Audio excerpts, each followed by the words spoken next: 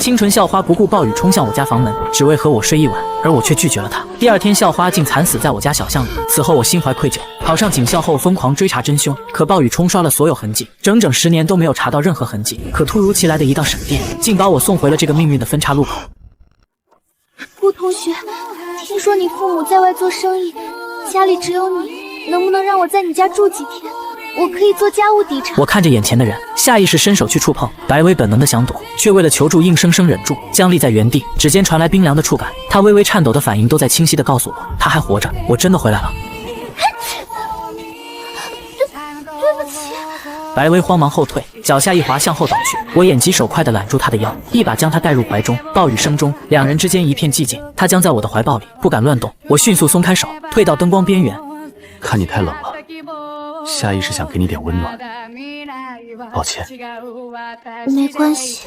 我侧开身子，将她迎进屋内，看着她脸上没有血色的模样，我的思绪不禁翻涌。前世歹徒在新海市犯下这起案子后便销声匿迹，这一次我不仅要救她，还要用多年刑侦经验，今晚就去案发地揪出真凶。白薇忐忑地站在玄关，局促地扯着衣角，见我转身去拿拖鞋，她更加慌乱。我的袜子是湿的，会弄脏拖鞋，我光脚进去就好，一会儿帮你拖地。暴雨夜孤男寡女共处一室，全身湿透的处境让他陷入了极度的不安。他将指甲深深掐进掌心，强迫自己冷静。趁我转身，他迅速用余光打量着四周，直到看见茶几上的热茶和凌乱的纸箱，才稍微放松了紧绷的脊背。擦头发的，不介意的话先用吧。可以再借我件衣服吗？我的衣服有点湿了。我这才注意到他紧紧揪着湿透的衬衫。反正要换衣服，干脆去泡个热水澡吧，不然受凉会感冒的。客房没有浴缸，去我房间的浴室吧。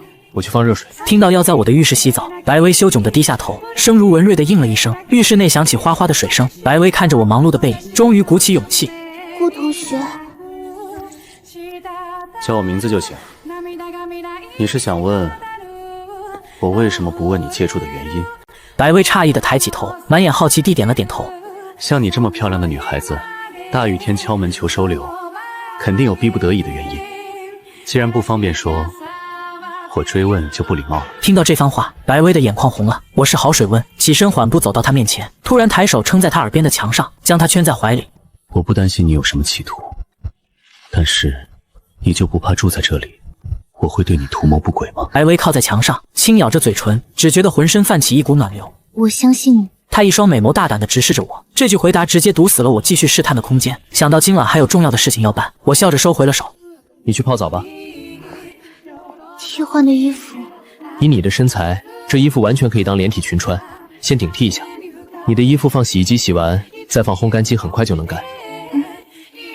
谢谢你。白薇转身进了浴室，这声谢谢一半是感谢收留，一半是感谢我的理解与包容。听着浴室传来水声，我笑着转身离开卧室，去准备姜茶。过了一会儿，浴室门推开，白薇穿着宽大的卫衣走了出来，脸颊被热气熏出淡淡红晕，露出膝盖上方白皙的肌肤。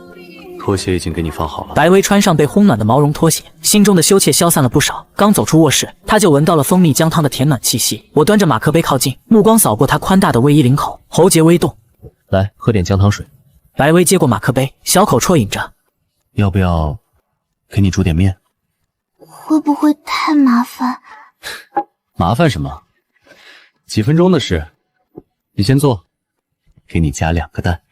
我刚要起身，就被一只小手拉住了。我会煎荷包蛋，我也来帮忙。来到厨房，我利落的刀工让白薇十分意外。案板上很快切好了整齐的番茄和火腿。白薇踩上小凳子，踮脚去够顶层的鸡蛋盒。随着她的动作，宽大的卫衣下摆瞬间掀起。我余光一扫，脸上瞬间通红。白薇似乎注意到了我的目光，慌忙去拉卫衣下摆，结果在小凳子上没站稳。我急忙从背后伸手去扶，掌心却意外滑到了不该碰的地方。她身子一软，直接跌进了我的怀里。发间的檀香与沐浴露的柑橘香猝然交融，我们同时僵在原地，直到汤锅沸腾的水花溅出，才打破了这份旖旎。我连忙收回手，退开半步，将漏勺塞进她手里。你来搅，我来拿鸡蛋。转身时，我瞥见镜中自己发红的耳尖。原来这么多年，我不是对女生没感觉，而是在没有第二个人能让我产生这样的悸动。白薇红着脸低头搅动面条，滋啦作响的油花声恰到好处地掩盖了心跳的轰鸣。番茄汤面的香气很快填满了厨房。我将面条端上桌，刻意避开她微颤的指尖。小心烫。想看什么频道自己调。电视亮起的瞬间，白薇忽然攥紧筷子，屏幕上竟然播放着我忘记切换的学习资料，画面极其生猛。我尴尬的轻咳一声，迅速切到了电视点播界面，顺手点开了蜡笔小新。我差点忘了当年就是因为怕被发现看这个，才拒绝校花进来。好在经过这么多年的沉淀，如今我脸皮厚多了，脸部红心不跳的装作没事人一样快速切掉。白薇也快速转移话题。原来你厨艺这么好。我拿纸巾轻轻替她擦掉鼻尖沁出的细小汗珠。发汗了，寒气就算驱出来了。慢点吃，锅里还有。她专注地吃着面，连面带汤吃得干干净净，露出一脸满足。一碗就吃饱了吗？她话音刚落，窗外突然炸响惊雷，我条件反射般看向挂钟，9点57分，距离前世案发时间只剩半小时左右。这一世，我一定要看清凶手的真面目。时间紧迫，我准备立刻动身去案发地附近调查。我拿来一杯水和一条毯子，盖在他身上。既然吃饱了，先在客厅看电视消食，晚我回来洗。我出门买点宵夜，很快回来。这么大的雨还出门呀？没事，很近的。走到门口时，我突然停下脚步，转过身。我担心歹徒是预谋犯案，甚至可能已经尾随他潜伏在附近。记住，我没回来之前，谁按门铃都不能开门。我有钥匙，不会按门铃。听到我的交代，白薇像小猫一样乖巧的点头，将自己裹紧在毛毯中。随着房门关闭，看着空荡荡的房间，她蜷缩在沙发上，静静等待我回来。我撑开黑伞，踏入雨幕，看了一眼防水表，时间是21点58。前世法医推断白薇的死亡时间是10点半左右。我今晚的目标是他前世必经之路上的那家24小时便利店。前世白薇在便利店借了伞，吃完东西才走向案发小巷。虽然今晚他留在了我家，但我必须确认时间线是否会发生，替身修正，让另一个人代替白薇死在那个地方。我绝不允许这种事发生。途中，我拿出手机查看家里的监控，画面里白薇正抱着膝盖蜷在沙发上看电视，确认她乖乖待在家里没有乱跑。我加快了赶路的步伐，刚到便利店附近，我听到一声闷哼，巷口垃圾桶旁蜷缩着一个清瘦的身影，几个混混正围着他拳打脚踢，嚣张地逼问他手里藏着什么东西。被压在地上的人死死抓着一条浅灰色的手帕，旁边掉落着一个铁皮盒。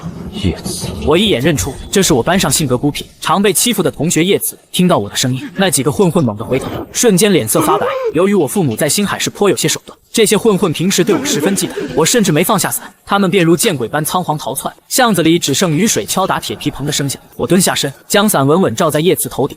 你还好吗？要不要我送你去医院看看？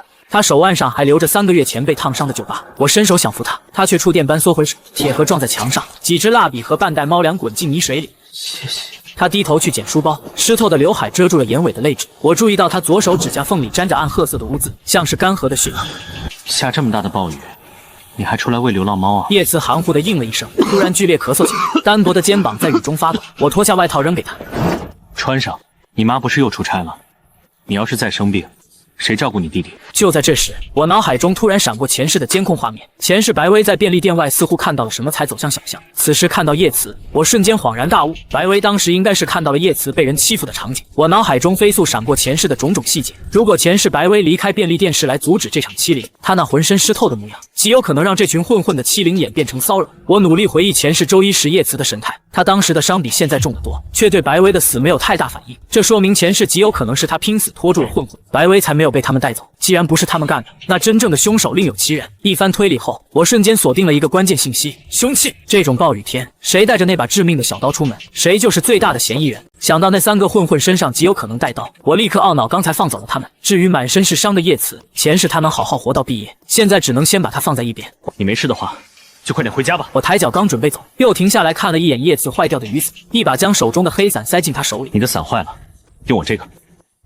我还有事不能送你，小心着点，赶紧回家去。不等叶慈拒绝，我已经一头扎进暴雨中，跑得没了踪影。由于雨太大，那3个混混没跑多远，正躲在一处廊檐下避雨。他们正骂骂咧咧地商量着要不要拿个麻袋套住我的头揍我一顿，却又碍于我家的背景不敢轻易动手。就在他们惊疑不定时，我已经以极快的速度冲到了他们面前。3个混混吓了一跳，还以为我是来要钱的，连连摆手后退。喂，3位朋友，借个东西用用。 3人面面相觑，满眼防备。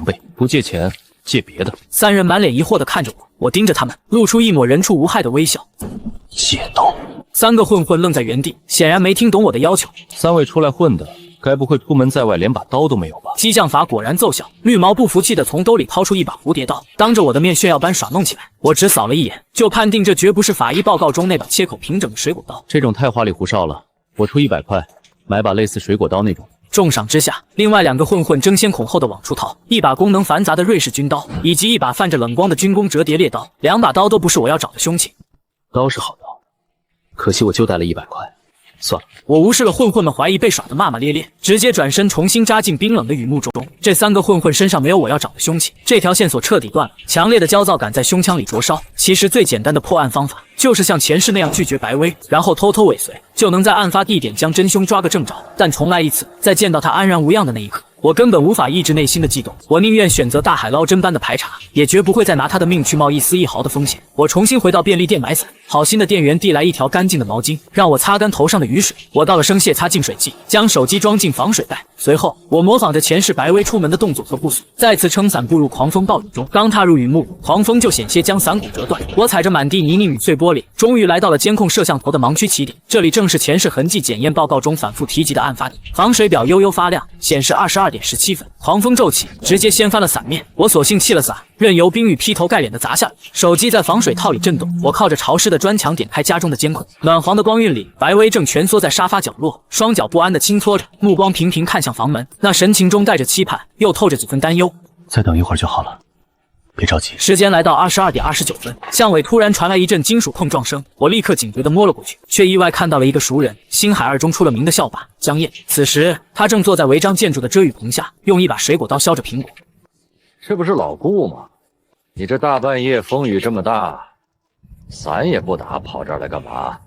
出门办点事儿，伞被风吹坏了。你这大半夜又在干嘛？江燕用刀尖挑起塑料袋里发皱的苹果。我知道他校霸的身份只是保护色，他家境贫寒，母亲还患有严重的尿毒症。给老娘送了点水果，结果被赶回来了。他雨靴边缘沾着医院走廊常用的防滑石膏，身上混杂着重症监护室特有的消毒水味。然而，我的视线却死死定在他手里的那把水果刀上。这把刀的特征与白薇遇害案中的凶器描述如出一辙。你站雨里干嘛？还不赶紧过来！我家就在旁边，借你一把伞吧。我刚走进遮雨棚，江燕的手机突然急促地响了起来。电话那头传来护士焦急的喊声，说她母亲血氧骤降。江燕瞬间变了脸色，水果刀扑通一声掉进积水里，她连招呼都来不及打，转身发疯般狂奔进暴雨中。我弯腰从泥水中捡起那把刀，冰冷的触感传来。经过仔细查验，我彻底确认了这个时间点出现在这个地点，尺寸样式完全吻合，这就是前世杀害白薇的关键凶器。如果凶器是被江燕无意间丢弃的，那真正的凶手很有可能会在接下来半小时内路过并捡到它。我深吸一口气，将刀扔回原处，凭借多年的刑侦经验，退进暗处静静蛰伏。暴雨如注，22点35分，一个浑身酒气、步履蹒跚的流浪汉跌撞着躲进棚子。他踢翻了易拉罐，沾满泥浆的布鞋重重碾过刀柄，将刀刃深深踩进泥里，随后提着半瓶残酒摇晃着离开。22点47分，一名外卖员骑车急刹避雨，不慎踩中刀被摔了一跤。他骂骂咧咧地爬起来，一脚将刀刃踢进了排水沟的缝隙，污泥瞬间掩盖了整把刀。时间来到22点55分，被污泥盖住的刀，想被人无意间碰见已经极难，距离前世白薇的死亡推定时间只剩下最后几分钟。突然，一道穿着黑色雨衣、戴着口罩的黑影从巷尾闪过，他佝偻着背，径直走向那把被污泥覆盖的刀，蹲下了身。我浑身的肌肉瞬间紧绷如弓弦。就在他伸手握住刀柄的瞬间，袖口露出的手腕上赫然有一道醒目的硫酸灼伤疤痕。我猛地从暗处走出来，借着惨淡的光线，彻底看清了雨衣下的那张脸，竟然是星海2中出了名的老好人，化学老师李明远。我心中掀起惊涛骇浪，3个月前就是他在实验室护住了打闹的学生，自己反被硫酸烧伤，事后甚至温和地安慰肇事学生，他还是出了名的妻管严，十里八乡绝无差评。可如果凶手是他，一切前世的疑点就都说得通了。前世白薇在漆黑的小巷里遇袭，却没有逃跑痕迹，正是因为他也绝对相信这位温和的老好人。如果李明远提出用雨衣帮他遮雨，并带他回家交给师母照顾，在那种暴雨深夜极度无助的情况下，白薇根本不会有一丝一毫的防备。想到这里，我感到无比痛心，但我不能轻举妄动，毕竟现在的李明远还没犯案。我决定利用刑侦技巧试探一下他深夜外出的目的。李老师，李明远立刻抬起头，看到我浑身湿透的模样，脸上满是意外与关切。啊，顾南城，你怎么淋成这个样子了？出门办点事被雨困住了。李老师，您这么大雨出来干嘛呢？我紧紧盯着他的神情，敏锐地捕捉到了他眼底闪过的一丝犹豫。没什么，就是出来买包烟。他在撒谎，李明远根本不抽烟，更是大家公认的顾家好男人。我这雨衣宽敞，你先进来避避，我带你回我家，再把雨衣借你穿回去。他依旧是那副和蔼可亲的模样。我木讷地点点头，钻进他的雨衣，拥挤间，我注意到他的目光下意识扫过旁边的成人用品售卖机，又迅速收回，搂住了我的肩膀。一路上我如行尸走肉般失魂落魄。到了家门口，李明远突然掏出手机发了条信息，又迅速收起。我忘记带钥匙了，先等一下。可我刚才明明感觉到他腰间别着钥匙串，这是他今晚的第2次撒谎。我的疑虑不断放大。过了片刻，房门终于打开，开门的是李明远的妻子，同校的化学老师沈晴。她穿着真丝睡袍，腰带松散，脸颊泛着潮红，玄关的暖光透出。我瞥见客厅茶几上歪倒的红酒瓶、燃着的香薰蜡烛以及散落的玫瑰花瓣，空气中弥漫着未散尽的暧昧气息。这一瞬间，我的脑海豁然开朗，所有线索瞬间串联成一条清晰的轨迹。李老师今晚本准备和妻子浪漫，却发现计生用品用完，才冒雨出来购买。出于老好人的习惯，他顺手去清理堵塞下水道的杂物，意外捡起了那把水果刀。因为撞见了我，他不好意思再去买用品，也不放心我一个人，便将我带了回来。而刚才假装没带钥匙发信息，只是为了给穿着情趣睡衣的妻子留出换衣服的时间。他所有的异常行为，在这一刻全都得到了合理的解释。你怎么淋成这样了？不好意思啊，快拿这条毛巾擦擦。谢谢师母。我接过毛巾擦着头发，心中的疑虑却转为了更大的困惑。如果他还是那个老好人，如果他的妻子正满怀期待的等他回家温存，这样一个男人真的会在路上对女学生见色起意、杀人抛尸吗？沈晴注意到了李明远手里还拿着一把脏刀，好奇的询问：“你哪儿捡的刀？怎么这么脏？”下水道口捡的，挡了不少垃圾，刚好碰见顾南城，就忘扔了。李明远说着便准备将刀扔进垃圾桶，我却猛然察觉到了不对劲。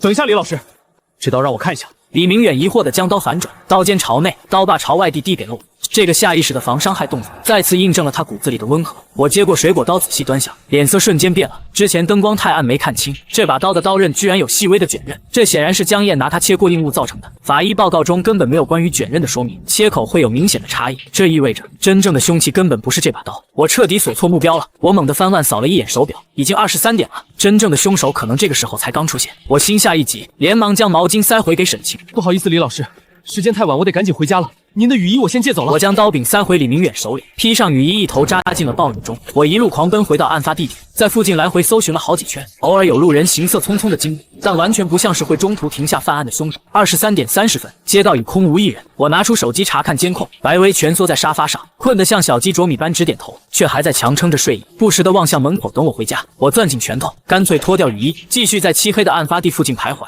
直到时间过了0点，依旧没有见到任何一个可疑的人影。我心头却被一股深深的无力感与寒意占据，难道真的错过了吗？直到时间过了0点，依旧没有见到任何一个可疑的人影。我心头却被一股深深的无力感与寒意占据，难道真的错过了吗？如果找不到凶手，白薇前世的冤屈该怎么洗清？我仰起头，任由暴雨扑面，目光越发坚定。突然手机震动，我立刻点开监控，画面里白薇虽然困得迷糊，却还是强忍着对孤独的害怕走到门口，满脸担忧地徘徊着。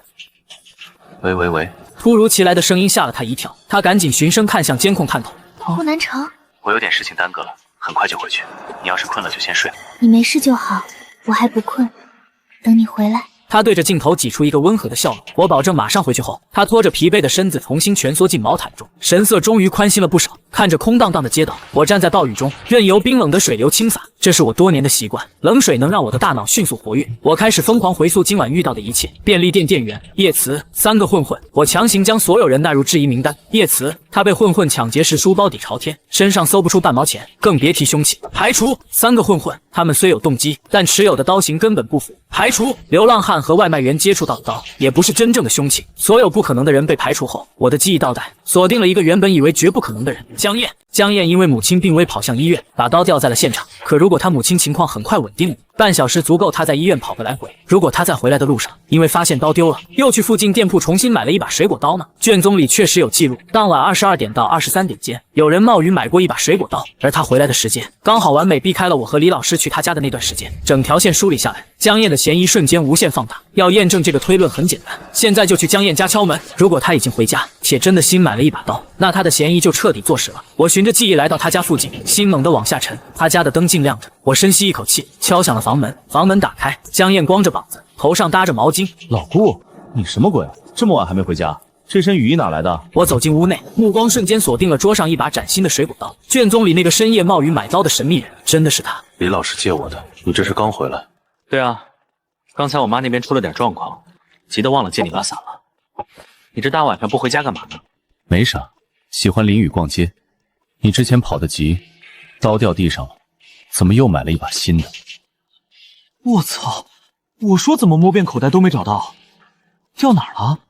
被李老师捡去扔垃圾桶了。那算了，反正那把刀切过木头，有点卷刃，刚顺路重新买了一把。他笑得随意，我心中却是一片黯然。他的回家时间与案发时间完全吻合，而且真的买了一把同款凶器，嫌疑根本无法排除。我斟酌着措辞，决定直接试探。江燕，咱们算是朋友吧？这怎么能算呢？大家都是好兄弟，你是不是遇到事儿了？跟哥们直说。看着他仗义的模样，我直视着他的眼睛。我不希望哪天看到你因为犯事进去，做事多考虑后果。阿姨不能没有你照顾，别干违法乱纪的事。江燕愣住了，他完全误解了我的意思，以为我得知了他打算在学校卖假烟的秘密。他不仅没生气，反而因为我冒雨来规劝他大受感动。放心吧，别人不知道我行事风格，你还不知道吗？我不会干的。我见目的达到，起身告辞。我并不知道这番阴差阳错的敲打，让他彻底放弃了卖假烟的念头。在我转身走进雨幕时，他在背后中二地捶了捶心口，暗自发誓认定了我是他一辈子的好兄弟。我心情复杂的告别了江燕，拿着李老师的雨衣悄悄返回他家门前，将雨衣放下。屋内隐约传出些许让人脸红心跳的动静，我便没有出声打扰，一路淋着暴雨回家。我的心情却逐渐舒展。如果江燕真的是凶手，那现在的他至少还处在可以正确引导、消除恶念的阶段。今晚遇到了这么多人，暂时没有比他嫌疑更重的。回到家已过0点，伴随着开门声，原本在毛毯中似睡非睡的白薇猛地睁开双眼，看到我回来，他立刻露出开心的笑容，快步小跑过来。但一靠近，他就发现我淋得像只落汤鸡。你买个夜宵，怎么把自己弄得全身这么湿？风雨太大，伞坏了，夜宵也吹跑了，你没得吃了。你赶紧去泡个热水澡吧，这样是要感冒的。看着他满脸关切，我笑了笑。客房的床只有个硬床板，什么都没布置。你今晚要不将就睡一下沙发，或者跟我挤一挤。我睡沙发好了。开玩笑的，你睡床，我睡沙发就行。等我先泡个澡。不想把刚拖过的地板弄得全是水，我索性直接在客厅脱下了吸满水分的湿衣服。听到衣料摩擦声，白薇下意识抬眸，紧绷的肌肉线条让她心跳如鼓。她感觉小脸热得发烫，喉咙像被棉花堵住般发不出声。我先去泡个澡，一会儿泡完再喊你进卧室睡觉。我并未注意她的异样，抓着湿衣服走进了浴室。白薇机械的点头，直到浴室传来淅沥水声，她才像被抽去骨头般跌坐在沙发上，用手背紧紧贴着自己滚烫的脸颊。不知过了多久，我裹着浴巾走出来，本想叫她去卧室睡，却看到她像只幼猫一样抱着毛毯，蜷缩在沙发里沉沉睡去，发出了细微而安心的呼吸声。我缓步走过去，蹲下身，静静端详她的睡颜，看着她平稳的呼吸，我依然有种在做梦的不真实感。伸手替她拂去脸上的发丝时，手臂上未干的水滴恰好坠在她微张的唇珠上，她无意识地舔了舔，惊得我迅速收紧手指。窗外一声惊雷，白薇忽然翻身，踢落了半幅毛毯。我下意识伸手去接，却触到了她温软的脚踝。我能清晰地感觉到她原本平稳的呼吸声乱了，睫毛剧烈颤动，体温逐渐升高。她醒了，但没有睁眼。我没有戳穿，而是连着毛毯将她一把抱起，稳稳地走向卧室。怀里的少女越发紧张，我将她轻轻放在床上，抽出毛毯盖上了我的被子。随后我弯下腰凑到她耳边，晚安。灼热的气息惹得她下意识缩了缩脖子，我笑了笑，转身走出门去。随着房门关上，白薇在黑暗中睁开了双眼。其实从客厅到卧室这短短几步路，她的大脑早已一片空白。她紧张到了极点，却没想到等来的是一句动听的晚安。她将小手攥着被子边缘拉到鼻翼前，被子上残留的淡淡沐浴露香气。她这辈子第一次没有蜷缩着身子，而是舒展的裹紧被子沉沉睡去。第二天清晨，下了一夜的暴雨终于有所收敛，睡足了的白薇早早起床，换上了昨晚烘干的衣服。为了兑现做家务抵偿的承诺，她十分自觉地帮我把卧室收拾得干干净净。可当她轻手轻脚地走出房间时，却猛然愣在了原地。昨晚我实在太累，下半身裹着浴巾，盖着毛毯就在沙发上睡死过去。此时我正背对着她，可那条本该裹在身上的浴巾，不知何时已经完全脱落到了地上。白薇的小脸嗖的一下瞬间绯红一片。为了转移注意力，她熟练地用冰箱里的食材做起了三明治和热牛奶，但脑海中却不受控制地闪过刚才那令人面红耳赤的画面。白薇刚把早餐端上桌时，我也在沙发上苏醒了过来。处于半梦半醒间的我，本能地伸手摸向床头柜寻找配枪，却只摸到了冰凉的茶几玻璃。我猛地撑起左手做起身，记忆中追捕悍匪留下的左肩旧伤竟然没有传来一丝刺痛。我按压着太阳穴，皱眉掀开浴巾，目光下的肌肤瞬间与记忆产生了割裂，身上搏斗的刀疤消失不见了，取而代之的是光洁如新的年轻躯体。我彻底清醒了过来，我真的回到了10年前。我猛地转头看向洞开的卧室大门，心跳瞬间漏了一拍，直到看见他在厨房里忙碌的背影，我才重重地跌回沙发上，长舒了一口气。太好了，不是做梦，他真的活过了那个暴雨夜。前世作为刑警，我背负着无休止的自责与疲惫，从未享受过一天属于年轻人的生活。如今他还在，我的青春也回来了。这一次，我决定要好好重活一场。顾南城，该起床吃饭了，我已经弄好早餐，不知道合不合你胃口。白薇从餐厅偷偷探出头，温柔地喊了一声。我坐起身，顺着香味嗅了嗅，空气中飘来一阵诱人的麦香和奶香。马上来。我走到餐桌前，白薇正静静地坐在那里等我。下次不用等我，你先吃就行。没事，反正要等你吃完一起洗碗，尝尝合不合胃口，需要改进我下次照做。这手艺都能在学校后街开店了，到时候我收银，你掌厨。本来我一个人过还挺勤快的，这跟着你过日子，怕是要被养成懒猪了。白薇双手捧着脸颊，笑容愈发灿烂。我咬下三明治，温热的煎蛋裹着芝士划过舌尖，味道出奇的好。我抽出一张纸巾，顺手抹去他鼻尖沾到的油腥。白薇的耳尖瞬间染上红晕，羞涩的低头去搅动杯里的牛奶。吃完早餐，我正要收拾碗碟，刚好碰到了他伸过来的手，那只手柔软却透着冰凉。白薇执意揽下了所有家务，动作极其利落的将厨房收拾得一尘不染。刚从厨房出来，他又四处张望，准备继续干活。我一把攥住他的小手，强行将他按坐在沙发上。我看你精神头不太好，这2天不许干活。我是主人，你必须听我的命令，好好休息，不然可要把你赶出去喽。白薇被我的话唬住，乖乖地点了点头。一会儿陪我出去逛街，带你买几身新衣服。我回家拿换洗的。提到回家，他的神情明显有些抗拒和不自然。不用了，买新的，没带钱就先算我的，连本带利你得在这儿给我当保姆干足时间，要是还不完，我可不放你走。白薇自然听得出我话里的挽留之意，心中划过一丝暖流，终于露出了平和的微笑，低声答应下来。你平时都在哪儿买衣服？就学校后街转角那家二手衣铺，50块钱能配齐一整套。不过我有认真消毒的，每次都会用肥水煮3遍再晒足太阳。他细碎的声音里透着一丝局促，生怕我会因此嫌弃他。我突然想起一个地方，那里的衣服很不错。突然被我牵住，白薇踉跄了半步，额头轻轻撞在我的肩胛骨上。她没有挣脱，任由我牵着，停在了转角处的一扇玻璃橱窗前。裁缝店的木门虚掩，铜铃声与留声机慵懒的相送交织在一起。白薇看着橱窗里陈列的昂贵布料，有些局促地捏了捏顾南城的袖口。这里看起来好贵。老板娘是我妈老同学，专做学生生意，不贵，放心进。我推开门，店内弥漫着烫过的棉布香。柜台后的许怡抬起头，目光落在2人牵着的手上，笑出了眼尾的细纹。呀，好漂亮的女孩子！南城带女朋友来选衣服啊！白薇耳尖瞬间通红，我察觉到她的紧张，轻轻松开手。许怡，帮她看几款换季的衣服，贴身衣物也要几套，要纯棉 A 类的。许怡笑着拉白薇绕到11帘后，帘子只能遮住脖子以下。白薇总觉得自己仿佛暴露在我的视野中，娇羞的直往货架里缩。我退到窗边坐下，心不在焉地翻看样本册，帘后的细弱声线却清晰地传入她耳中。那个蕾丝的真的不用，听阿姨的，女人要取悦自己，内衣穿在里面，只凭自己喜欢就好。这套绝对能迷死南城那臭小子。你自己喜欢，他看着也喜欢，一举两得嘛。白薇本想解释2人的关系，话到嘴边却怎么也说不出口，最终只红着脸应下了。挑完内衣，许怡又抱了几套衣服钻进帘子，听着里面衣料的窸窣声，我后颈沁出一层薄汗，脑海里止不住地幻想着她穿上的模样。帘子唰地拉开，会不会很奇怪？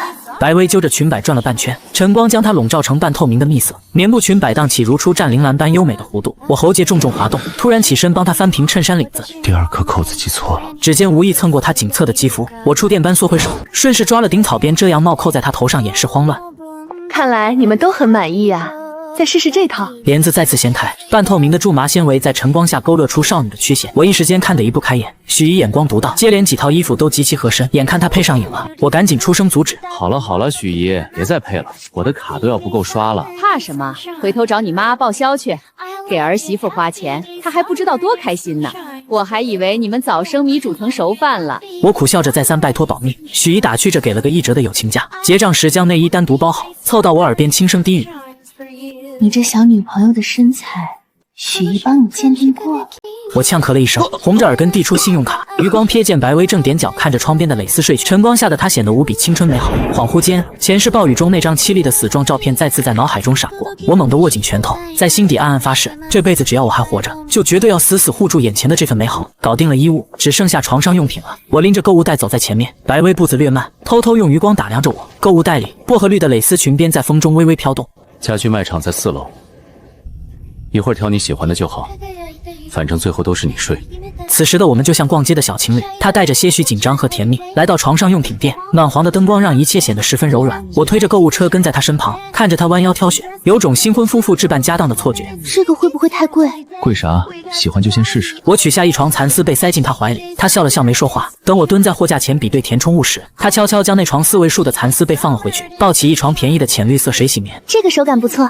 不错啥呀？质感这么差？我反应过来他是被价格劝退了，起身轻轻敲了一下他的额头。好的床品能提升睡眠质量，而且以后你不住客房了，咱们洗干净也能留给客人干，买贵的没关系。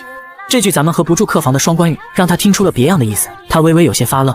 过来试试这款床垫的支撑感。没等他反应，我一把将他拽进蓬松的蚕丝被里，顺手塞了个记忆棉枕头在他脑后，手掌隔着衣料轻轻拖了一下他的腰窝。白薇陷在柔软的被褥里，脸颊微红，只觉得周围的空气里都飘满了蜜糖般的甜味。买好所有的东西后，他盯着购物车里淡银色的被，小声道谢：“谢谢你，顾南城。”我突然停下脚步，他下意识撞在了我的背上。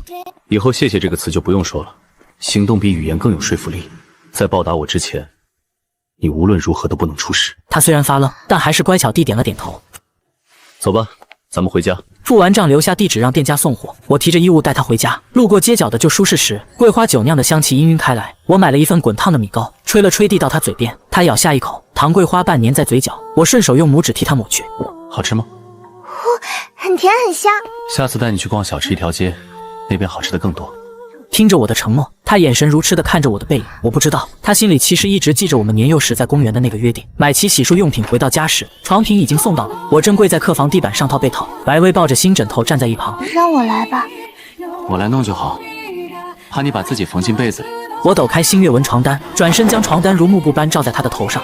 现在整张床，整个房间都是你的，直到你住腻了为止。这句简单的话瞬间击中了他的内心深处，他突然转过身去，我敏锐地察觉到空气中一丝微酸的气息，看到他肩膀正不自然地颤抖着，他哭了，大概是第一次感受到了拥有一个家的滋味。为了化解气氛，我故意开起玩笑你先别感动，我可是要照常跟你算房租的，住归住，你可得想好怎么还债。听到这话，白薇擦了擦眼角，转回身，她眼眶微红，脸上却绽放出一个无比灿烂明媚的笑容。我刚帮白薇安顿好一切，躺在沙发上准备喘口气，一阵突兀的门铃声骤然响起，白薇吓得下意识后退了一步。经历过前世那场惨剧，我的神经早已紧绷到了极点，我根本不敢有丝毫大意，生怕门外就是那个隐藏在暗处的凶手。我猛地跳起来，一把将他死死护在身后。等一下，我来开。察觉到我过激的保护欲，白薇虽然有些意外，眼底却泛起了一丝甜意。我如临大敌般凑到猫眼处，却发现门外站着的竟然是江燕，我现在锁定的最大嫌疑人。前世的今天，江燕根本没有来过我家，时间线变了。这突然的造访让我的警惕心瞬间拉满，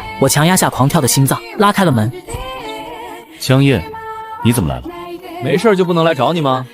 昨晚风大雨大的，你淋那么狠，我怕你感冒，特意让我妈教我熬了驱寒的汤，给你送来。看着他手里捧着的保温罐，我才恍然大悟，原来是我昨晚冒雨去规劝他的举动，让他心生感动，从而引发了这出蝴蝶效应。看着眼前这个满眼讲究兄弟义气的男生，我一时竟不知该作何反应。我还真觉得头有点发胀。那赶紧趁热喝2碗。江燕刚想进门，突然看到了被我护在身后的白薇，她愣了一下，眼神瞬间在我们俩身上来回转动。白薇，你认识的？懂了，嫂子好。看来我今天来的不是时候啊。这红糖姜枣汤趁热喝，嫂子喝了也很补。我还要去医院照顾我妈，就不当电灯泡。江燕转身跑得飞快，看着他阳光简单的背影，我心里五味杂陈。我真的很难相信这样一个极其重情重义的人会是那个残忍的凶手。我甚至迫切的希望能赶紧找出另一个真正的嫌疑人，洗清他在我心里的嫌疑。白薇看着江燕离开的方向，都说他是学校里很坏的校霸，可为什么看着一点都不像啊？人不可貌相，他也是个有故事的人。很多事不是表面看起来那么简单。我揭开保温罐，一股浓郁的姜枣香扑鼻而来。我盛出2碗，将其中1碗递给白薇。你昨晚也淋得不轻，我看你最近气色虚，多喝点补补。辛辣甘甜的汤水入喉，一股暖意瞬间散入4肢百骸。我以前一直听别人说他坏话，没想到他为人还挺不错的。都是生活所迫罢了，他本来也不至于变成那样。听到生活所迫4个字，白薇的神色突然暗淡了下来。显然这简单的几个字也深深戳中了他同样坎坷的痛处。关于白薇家里的事，我只知道个大概。前世调查他的案子时，我找过他的父母，但基本一无所获。他父母离异，各自重组了家庭，他一直跟着母亲生活，这让我断定前世那个暴雨夜白薇走投无路来投诉，绝对跟原生家庭脱不开关系。前世我从邻居口中得知，当晚白薇冒雨冲出家门，是因为跟继父发生冲突，好像还把继父捅伤了。但我去询问时，他们却矢口否认。他们说继父是因为地板滑，不小心撞到了母亲正在削苹果的刀上。他们还说继父是因为看到白薇手机里存了男生的照片，说了他几句才引发的争吵。白薇离家后不久，他们就去了医院，监控证实了他们到医院的时间，排除了作案嫌疑。然而得知白薇死讯时，继父毫无反应，母亲却当场晕厥，事后直接疯了。更让我痛心的是，调查显示白薇从母亲家出来后去过父亲家，可没多久他又出来了。监控里他低垂着头，情绪比来时更加低落。那个暴雨夜，他先后被2个至亲的家庭拒之门外，最后才来到了我家。我不敢想象他敲开我家门时内心经历了多少绝望的冲击。每念及此，我内心的悔恨便如潮水般将我淹没。好在老天给了我重来的机会，我绝不会再放开他的手。我端着热牛奶走进沙发，白薇正蜷在角落里看书，暖光勾勒出她单薄的轮廓。我瞥见她无意识地摩挲着左手腕内侧一处月牙状的淡粉色疤痕。尝尝，加了蜂蜜。我将玻璃杯放入他掌心，他刚要道谢，想起我的禁令，又把话咽了回去。奶香氤氲中，我注意到他居然在看我随手摆在书架上的。怎么，想当神婆吗？对啊，等我学会了，帮你算算。他俏皮一笑，两人说话间，窗外突然传来一阵刺耳的汽车急刹声。白薇猛然僵直脊背，牛奶险些倾洒。我迅速握住他颤抖的手，确认窗外无事发生后，坐回他身边，轻轻握住他的手。你放心，你还欠着我的债呢，没还清之前，谁来都不能把你带走。刚受了惊吓的白薇听到这话，心跳更加剧烈了。等学会了，算算我们合不合？我怕你克我这个债主。白薇听到这话，小脸瞬间红扑扑的。她早就偷偷合过两人的八字了，意外的非常合。你大学志愿是什么？我虽然有点想法，但还没想好。你呢？我很简单，你报什么我就报什么。你欠我一大笔债，我不时刻跟着你，你跑路了，我可就血本无归了。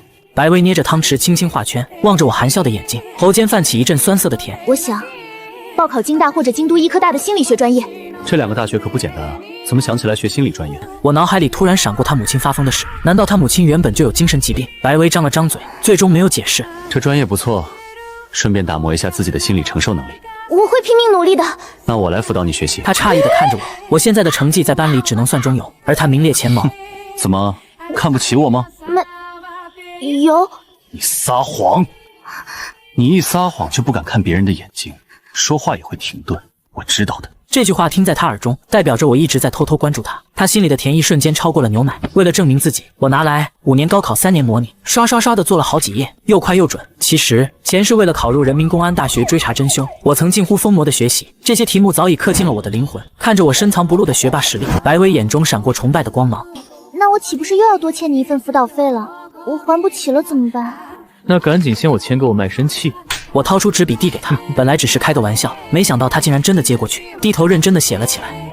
我本想看看他会写什么，结果白薇在纸上只写了卖身契和立约人白薇几个字，中间空了一大片。他笑着将纸递回给我，中间的条件交给你这位债主自己填吧。那我岂不是可以为所欲为？那你想要什么服务呢，债主大人？他调皮的笑了，我突然凑到他耳边，温热的呼吸拂过他的耳后，惹得他一阵发痒。服务就算了，命令倒有一条，今晚……听到这，白薇紧张地吞咽了一下口水。22点，你必须上睡觉，明天7点之前不许起。明天早餐我来做。他诧异地看了我一眼，随即心中一暖，灿烂一笑。遵命，债主大人。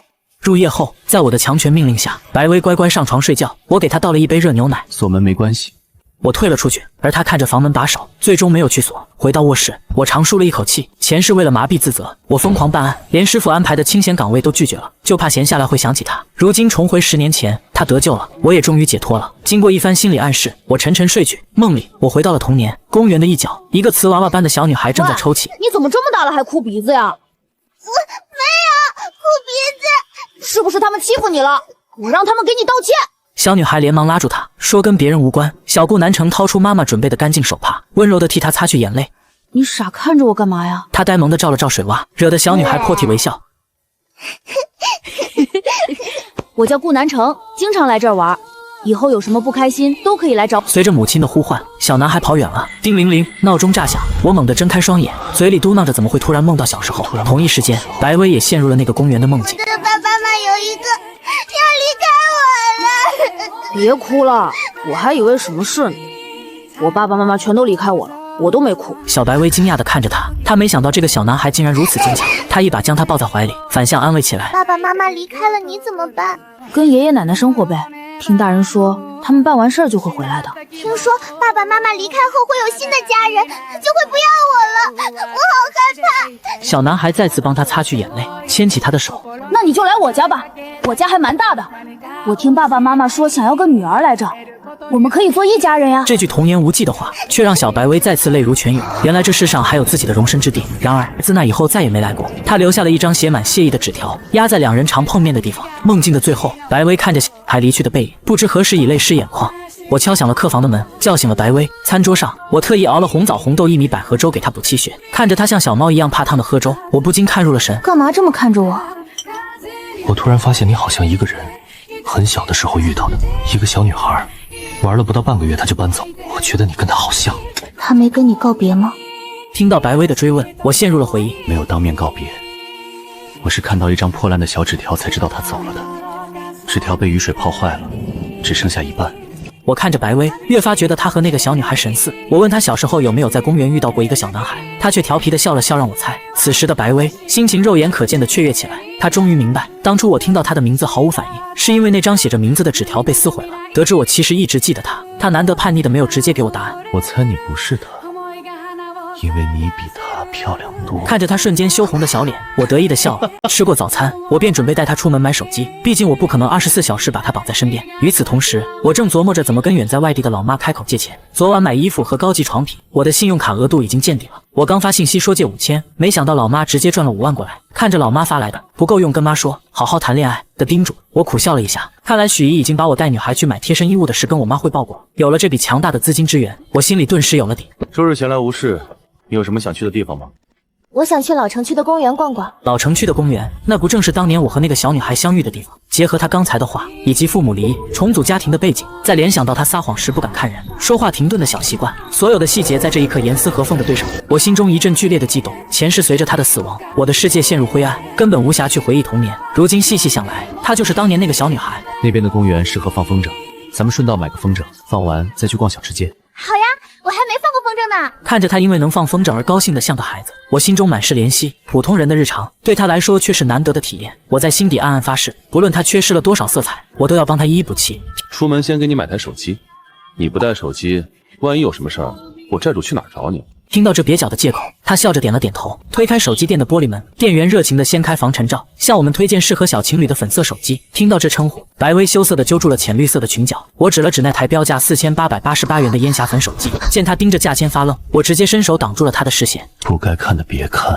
债主说了算。店员拿来样机教我们自拍，取景框晃过我的侧脸。白薇慌乱地按下快门，照片里却只剩半片衣角。自拍要这个距离才好看。我凑过去握住他的手，掌心的温度透过手背渗进他的肌肤，我几乎贴着他的鬓角按下了快门。屏幕亮起，画面里他微微仰头，我的侧脸贴着他的发丝，背后的玻璃倒映着我们交叠的影子，任谁看都像一对偷偷自拍的小情侣。买下手机后，店员提议免费刻上情侣名字的缩写，那就刻这个 GNCM。白薇看着这几个字母满脸疑惑，前3个是我的名字拼音缩写，可后2个字母是什么意思？走出店门时，他还在呆呆的思索，差点在门槛上摔跤。我伸手将他稳稳捞进怀里，鼻尖萦绕着他发间的清香。走路看着点路，傻丫头。你快告诉我嘛，不然我忍不住一直想。他难得的扯着我的衣袖撒起了娇。好好好，怕了你了。我是你的债主吗？ MM 就是 my master 的意思。当然也可以翻译成其他的意思。白薇恍然大悟，突然他似乎联想到了什么别的意思，心跳骤然加速，粉嫩的俏脸再次红透了。看着白薇一脸羞红的模样，我心里暗暗发笑。那2个字母 MM， 他肯定想到了。慢慢我的男人这一层，我没有说破。这种自卑又期待的少女心事，让他此时看上去格外动人。公交车晃晃悠悠地开往老城区，那是我们童年重叠的地方。我取出一只耳机，轻轻塞进他的耳中。听过这首歌吗？郑智化的《别哭》，我最爱的人，我挺喜欢的。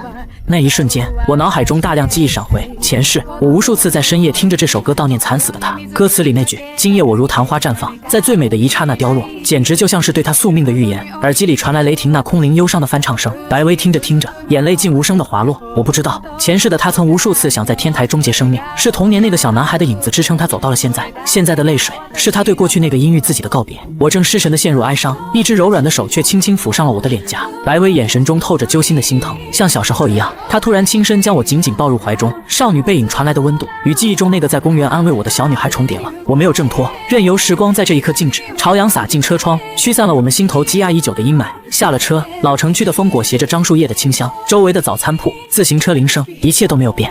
走，去巷子尾买风筝。白薇像个好奇的孩子，紧紧跟在我身后。我们停在一家风筝摊前，她一眼相中了那只桃粉色的蝴蝶。小情侣要不要一人一只？这蓝色的刚好配那一对。放2只我还怎么找机会摸她小手啊。老板娘被我逗得一愣，白薇掩嘴轻笑，原本的局促消散了不少。春风拂面，我带着风筝在前面跑，示范着放飞的动作。加速，快跑起来！在我的指导下，蝴蝶风筝终于乘风而起。白薇仰头望着天空，眼睛里闪烁着从未有过的光彩。想试试吗？我将线轴递给他，风力突然加大，他一个踉跄，我顺势从身后环住他，温热的掌心附上他的手背，指尖摩挲间，我感受着他发间的茉莉清香。顾南城，我记得小时候你总说云像棉花糖，想尝尝是什么味道。现在我找到更像的东西了，就是你。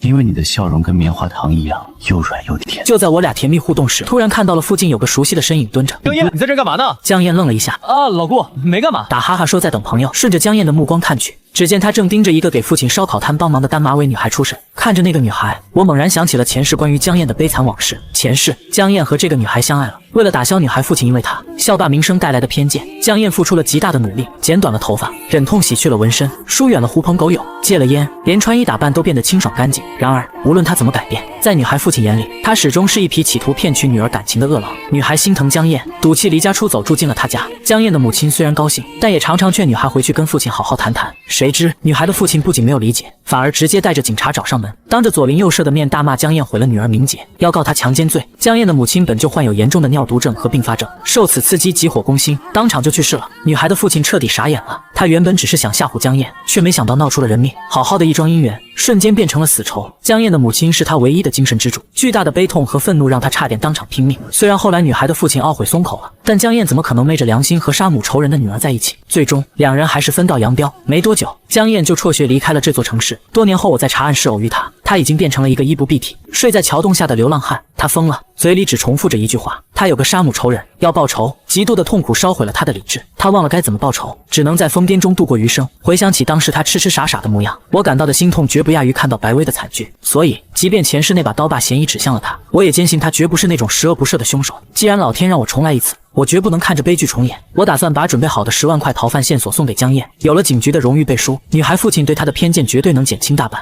一子，怎么了，老顾？明天去学校再跟你说。江燕摸了摸脑袋，一脸疑惑。两人说话间，一个牵着小男孩的男生经过，看到我时瞬间僵在了原地。叶慈，这么巧，带弟弟出来逛街啊？叶慈面无表情地点了点头，似乎不知道该用什么表情面对我。顾哥哥好。他弟弟叶希倒是很甜，因为我帮过他哥哥，他对我很是亲近。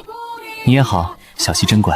我笑着伸手摸了摸叶希的脑袋，然而白薇却敏锐地察觉到了叶慈看我的眼神不对劲。当顾南城触摸叶希时，叶慈的眼神里透出一种难以抑制的冲动和狂热。他极度羡慕弟弟能得到顾南城的亲近，恨不得以身代之。强烈的情绪让他整个人都在微微发颤。白薇被这种诡异的狂热眼神吓到了，他分不清那是极度的恶意，还是某种令人不适的善意。察觉到白薇的目光，叶慈突然转头，眼神锐利地看向他。白薇吓得平移了一步，躲在我身后，紧紧抓住了我的衣袖。我抬起头看向叶慈，他瞬间收敛了所有的气势，又变回了那副毫无生气的暗淡模样。我也搞不懂他平时脑子里都在想些什么。你们继续逛吧，我吃饱先走了。叶慈局促地点了点头，身子微微前倾。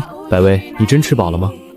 明天要上学，今晚早点睡，我可不会给你弄夜宵。听到这话，叶慈瞳孔巨震，张了张嘴想问什么，最终还是闭上了。吃饱了，走吧。白薇似乎有些害怕叶慈，拉着我就快步走出了小吃街，直到弟弟摇晃衣袖。哥哥，哥哥！叶慈才从街口收回目光，对着家人露出了罕见的温柔笑容。白薇吃得太撑，坐在沙发上轻轻揉着肚子。我在她身边坐下，握住她的2只小手叠放在她腹部，手把手教她顺时针画圈揉肚子。看着我耐心认真的模样，白薇红了脸。这温馨的氛围让她感觉比在自己亲生父母家还要舒适。我去厨房给她调了一杯蜂蜜薄荷柠檬水。此时坐在沙发上的白薇却突然陷入了患得患失的恐惧中。原生家庭长期的压抑让她害怕眼前这宛如梦境般的美好只是一场虚假的泡沫，生怕明天醒来又要面对那冷冰冰的家。我察觉到她的异样，走过去用额头贴了贴她的额头，测了下体温，确认她没发烧后，我在她身边坐下。来，蜂蜜柠檬水，加了一点薄荷助肠胃的。我用瓷勺舀起茶汤，慢慢抵在她的唇边。她本来不好意思想自己喝，被我以不能增加饱腹感为由，强硬的一勺一勺喂了下去。每一口茶汤咽下，酸甜的暖流顺着喉管滑向胃部。看着我没有任何不耐烦的温柔动作，白薇眼底泛起了水光。她内心那长久积压的抑郁与不安，正被这份浓厚的安全感一点点融化。这一夜，白薇睡得很安稳。梦里，她见到了已故的外公外婆，她含着幸福的泪水，向他们诉说自己遇到了一个很好的男孩。在梦境的最后，他牵着我的手，向空中的外公外婆挥手告别。随着长久积累的心理病症被慢慢疗愈，他的心境也逐渐产生了变化，终于获得了久违的安心与平静。第二天早晨，白薇早早起床做好了早餐，看着他忙碌的身影，我发现他整个人似乎都不一样了，情绪变得开朗乐观了许多。吃完早餐，我们换上校服并肩出门。白薇，这2天咱们找个时间去你家把东西搬过来吧。听到家这个字，白薇明显瑟缩了一下，指尖骤然全紧，她根本不知道该如何面对那2个崩坏的家庭。我紧紧握住她冰凉的左手，将掌心的温度传递给她。放心，你不用担心家里人反对，我有办法阻止他们。顾南城，我真的不想再回去了。她反握住我的手，目光中满是纯粹的信任和强烈的渴求。相信我，不会让你回去的。你现在可是欠我一笔债呢，还完之前不准溜走。白薇笑着点了点头。见过了此生最炽烈的光明后，她终于有勇气彻底逃离那片黑暗。第2日，我和白薇并肩去了学校，教室内书声朗朗。我和白薇刚在座位上落座，同桌苏锦就一脸八卦地凑了过来。喂，听说你们昨天一起逛夜市了，还很甜蜜呢，是不是真的？白薇羞涩地红了脸，我诧异地伸手捏住苏锦被阳光镀上金边的脸颊。你听谁说的？快老实交代。是叶子的弟弟叶希说的，他说你跟一个漂亮小姐姐在约会。我无奈地松开手，班上的几个男生听到八卦也跟着起哄。我神情严肃地扫了他们一眼，众人这才安分下来继续早读。就在这时，一个风韵犹存的中年妇女突然出现在教室门口。我打眼一看，竟然是白薇的亲生母亲。见到她出现的瞬间，白薇的身体猛地僵住，下意识地转头向我求助。班主任走到门口交涉了几句，随即转头看向了教室里。白薇，你妈妈找你。接到我的眼神暗示后，白薇深吸了一口气，起身走向教室门口。她刚出去，她母亲便换上了一副歉意的面孔，跟和老师交涉了几句。和老师识趣地退回了教室。我坐在位置上，目光越过窗户，站在门口不远处的白薇全程低垂着眼眸，紧闭双唇，任由她母亲在对面喋喋不休。过了好一会，她母亲似乎冷冷地甩下了一句什么话，便直接转身离去了。早上刚因为我的承诺而焕发些许生气的白薇，回到座位时，情绪肉眼可见地跌入了谷底。她有些不安地抬头看了我一眼，我没有多问，只是对她露出了一个坚定而意味深长的笑容。看到我的笑，她紧绷的肩膀才微微放松，神情也逐渐平复了一些。白薇，你妈妈找你干嘛呢？没什么，就是说点家里的事情。大人的事情，小孩子少打。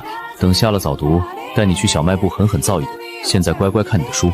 我用书本轻拍了一下苏锦八卦的小脑袋，顺势替白薇解了围。但在心里，我已经盘算好了下一步的计划。既然她原生家庭的阴霾如影随形，那我就必须争取到更多光明正大陪在她身边的筹码。早读快结束时，我径直走上讲台，在和老师耳边低声提了一个要求：你们这个年纪，还是该以学业为重。老师，咱们定个赌约怎么样？这周的期末考试，如果我能考进班级前10名，你就答应让我换座位，坐到他旁边去。听到班级前10，何老师平静的眼神瞬间亮了。他并不古板，如果你能把青春期的懵懂转化为发愤图强的动力，在他这里反而是加分的。我欣赏你的勇气。好，只要你考进前10，老师就答应你。我笑着跟他拉了拉钩，回到座位，我立刻翻开英语书，开始了近乎疯狂的复习。同桌黄猫像看怪物一样看着我，惊呼我怎么突然染上了毒品。我没有理会他，因为我知道这是我必须赢下的一局。早读一结束，我履行承诺，带着白薇和苏锦去小卖部。苏锦挑了10块钱的零食企图报复我早上的捏脸之仇。看着白薇依旧兴致不高，我从货架上拿了一根棒棒糖递给她，吃点甜的补充糖分，心情会好点。记住我早上的话，放学后我会把一切都解决的。白薇握着棒棒糖，深吸了几口气，终于对我露出了一个不再勉强的灿烂笑容。刚走出店门，我就看到江燕正吊儿郎当地坐在花坛上，眼睛直勾勾地盯着不远处一个正在帮忙烧烤的单马尾女孩。屈丹婉，她看得太入迷，连我们走近都没发现。亮子，你再这么看下去，迟早被人当成跟踪狂。江燕猛地回神，看到我们后，结结巴巴地喊了声“老顾，嫂子好”，惹得白薇一阵羞红。我让白薇和苏锦先回教室，转身在江燕身边坐下。既然被我撞见了，兄弟给你支个招，追女孩就一个字，用心。但我担心的不是曲丹婉不接受你，而是他那个极其传统的父亲，绝对看不上你现在这身校霸的打扮。江燕瞬间愁容满面，前世就是因为这份固执的偏见，导致江燕母亲被曲阜气得急火攻心去世，江燕也最终陷入疯癫。这一世我绝不能看着悲剧重演。我有个办法能让他对你改观，我知道一个价值10万悬赏的在逃犯线索，你去警局举报，等警方抓了人，这大功一件就是你的。到时候有了警局背书和学校表彰，屈夫要是再挑剔你的打扮，你就说你是为了协助破案，卧薪尝胆混入混混中间的，他绝对会对你刮目相看。我操，老顾你这操作可以啊！那10万奖金，一人一半，你拿5万，阿姨治病的压力也能小点，你也能多点时间追女孩，消息绝对可靠，干不干？做兄弟在心中有你这句话，啥也不说了。我刚和江燕敲定计划，就看到屈丹婉鼓起勇气朝这边走了过来。我识趣的退到转角处偷偷观察， 1米8大高个的江燕，面对屈丹婉时竟然紧张的像个犯错的小学生，连话都说结巴了。原来屈丹婉曾报警帮他解过围，他本以为传闻中的校霸是个凶神恶煞，却没想到竟是个纯情结巴男。看着江燕亦步亦趋的跟在女孩身后，我这个老父亲终于放宽了心。一转身，我看到了静静站在不远处的叶慈。上周五晚上实在抱歉啊，你后来没事吧？我没事，这个还给你，外套我送去干洗了，拿回来再给你。我接过那条洗得干干净净的手帕，拍了拍他的肩膀，让他以后有事随时找我。转身回了教室，刚进教室，我就一把抢走了苏锦偷偷藏在抽屉里的巧克力。在苏锦的抗议声中，我把最后一块递给了白薇。白薇温柔地将巧克力掰成2半，分给了苏锦一半。教室里充满了青春的鲜活气。坐回座位，我掏出手机，收到了老妈发来的传真文件：保姆工作合同，合同条款清晰，月薪6000，提供免费食宿，绝不从事危害身心健康的工作。看着这份合同，我长长的舒了一口气。这不仅仅是一份雇佣文件，这是我为白薇量身打造的合法盾牌。只要他签下这份合同，证明他已满18岁且拥有足以独立生活的薪资，他父母的监护权就再也无法对他进行干涉与滥用。既然那2个家庭给不了他温暖，那我就用合法的手段，亲手将他从那个黑暗的泥潭里拽出来。确认合同无误后，我将整理好的逃犯详细信息发送给了江燕。看着窗外明媚的阳光，我知道属于我和白薇的新生活终于要真正开始了。放学后刚走到校门口，白薇的身体突然一僵，横移了一步，下意识地躲到了我背后。我顺着他的目光看去，原来是他的亲生父亲白成峰站在那里。估计是白薇2天没回家，他母亲今早来学校没要到人，转头就去找了他父亲。凡事有我，想跟他说就说，不想说我来应付，什么都不用担心。白薇苍白的脸颊在春风里像揉皱的宣纸，她深深吸了2口气，缓缓放松了紧绷的身体，跟着我继续往前走。我们故意无视白成峰，径直走出了校门。结果没走多远，身后便传来了追赶的脚步声。白薇，等下！你妈妈说你2、3天没回家了，到底是怎么回事？白成峰嘴上问着白薇，眼神却不动声色地上下打量着我。白薇抿着嘴，浑身发抖，一句话也说不出来。我没有犹豫，当着他父亲的面，一把牢牢握住了他冰凉的手。这一幕让白成峰愣在原地，白薇也诧异地看着我，他眼中有惊惧，生怕父亲会因此对我不利。怎么回事？您应该很清楚是怎么回事。周五晚上那么大的暴雨，他却连一个能进去避雨的家都没有。您说是怎么回事？你是什么人？我是他的同学。放开你的手，离我们家白薇远点儿。你们家大暴雨的天，宁愿看着亲生女儿在外面淋着，也不肯收留她住一晚。你那里哪还有她的家？对于这种自私冷漠的伪君子，我完全没打算留任何情面。混账！你是什么东西？轮得到你来教训我？我们家的事情哪有你插嘴的份儿？立刻给我放手，不然我找你老师和家长。好啊，要不我现在就拨通我爸妈的电话。如果你想听他们顺便也训你一顿的话，我倒是不介意。你这是猥亵女生！你再不放手，我就报警了。报假警是要被拘留的，国家机关不是你的私人保镖。我劝叔叔你还是冷静点。白成峰争辩不过，直接伸手想要强行拉走白薇。我眼神一冷，反手一把捏住了他的手腕。前世在警队练就的擒拿手法，让我的力道远超普通高中生。白成峰痛得闷哼了一声。我现在只跟你说3件事，你给我听好了。第一，白薇的抚养权在她母亲那里，你没有权利强行控制和触碰她，请拿开你的手。第二，在她最需要保护的时候，你眼睁睁看着她被逼进暴雨中，你今天有什么资格和脸面站在这里假惺惺？第三，她已经成年，并且有了自力更生的能力，她不需要你的施舍。如果没有别的事，我们还要去吃午饭。告辞。说完，我直接用力甩开他的手。你要是再敢纠缠，我就去您公司拉个横幅，让您的同事和领导都听听，您是怎么在大暴雨夜把亲生女儿拒之门外的。我想，这应该很影响您的升迁吧。我准确地掐住了他这种自私之人的命脉。白成峰彻底僵在原地，被我对得哑口无言。咱们走。回家的路上，白薇不时地抬头看我，她觉得我既熟悉又陌生，身上透着一股完全不属于高中生的成熟气质。抱歉啊，白薇，刚才我一时间没控制住情绪，擅自把你父亲怼了一顿，没顾及你的感受。我突然有些后悔，毕竟那是他的生父，我这样针锋相对，也许会让他夹在中间左右为难。我很高兴。很高兴。他轻轻捏了捏我的手心，指尖在我的手背上无意识地摩挲着。他垂下眼眸，你挡在我前面的样子，你义无反顾为我发声，明明还只是个高中生，却敢当面跟我父亲对峙，我真的很高兴。他抬起头，我这才发现，不知道什么时候他已经泪流满面。我掏出手帕，轻轻擦拭他微红的眼眶。高兴还哭什么？他没有说话，只是对着我绽放出一个无比灿烂的笑容。这泪水里有着对过去的彻底释怀，更有着对新生的喜悦。傻丫头，一会儿哭一会儿笑的。不过哭也没什么不好，哭完能笑出来，才是健康的。听着我温柔的话语，白薇觉得心头一直郁结的某块坚冰终于彻底融化了。回到家，我从电饭煲里盛出2碗满满的芋头排骨饭。太多了，我吃不完。有一种饿叫主人觉得你饿。放心吃，你就是长到200斤，我这里也永远会让你住下去。如果你真胖了，大不了我给你当魔鬼教练陪你减肥，别为了身材折磨自己。女孩子肉布布的才可爱，就像苏锦那样，捏起来手感多好。那我吃的肉布布的，岂不是也要天天被你捏脸欺负了？我可舍不得。再说了，你现在是我的雇员，我欺负你那叫职场霸凌，你去劳动局告我，我可赔不起。连个合同都没有，我拿什么告你？谁说没有的？我放下碗筷，走到传真机旁，将一份文件递到了他面前。卖身契可是早就给你准备好了，吃完饭就把字签了吧。白薇看着合同上的名字，有些惊讶。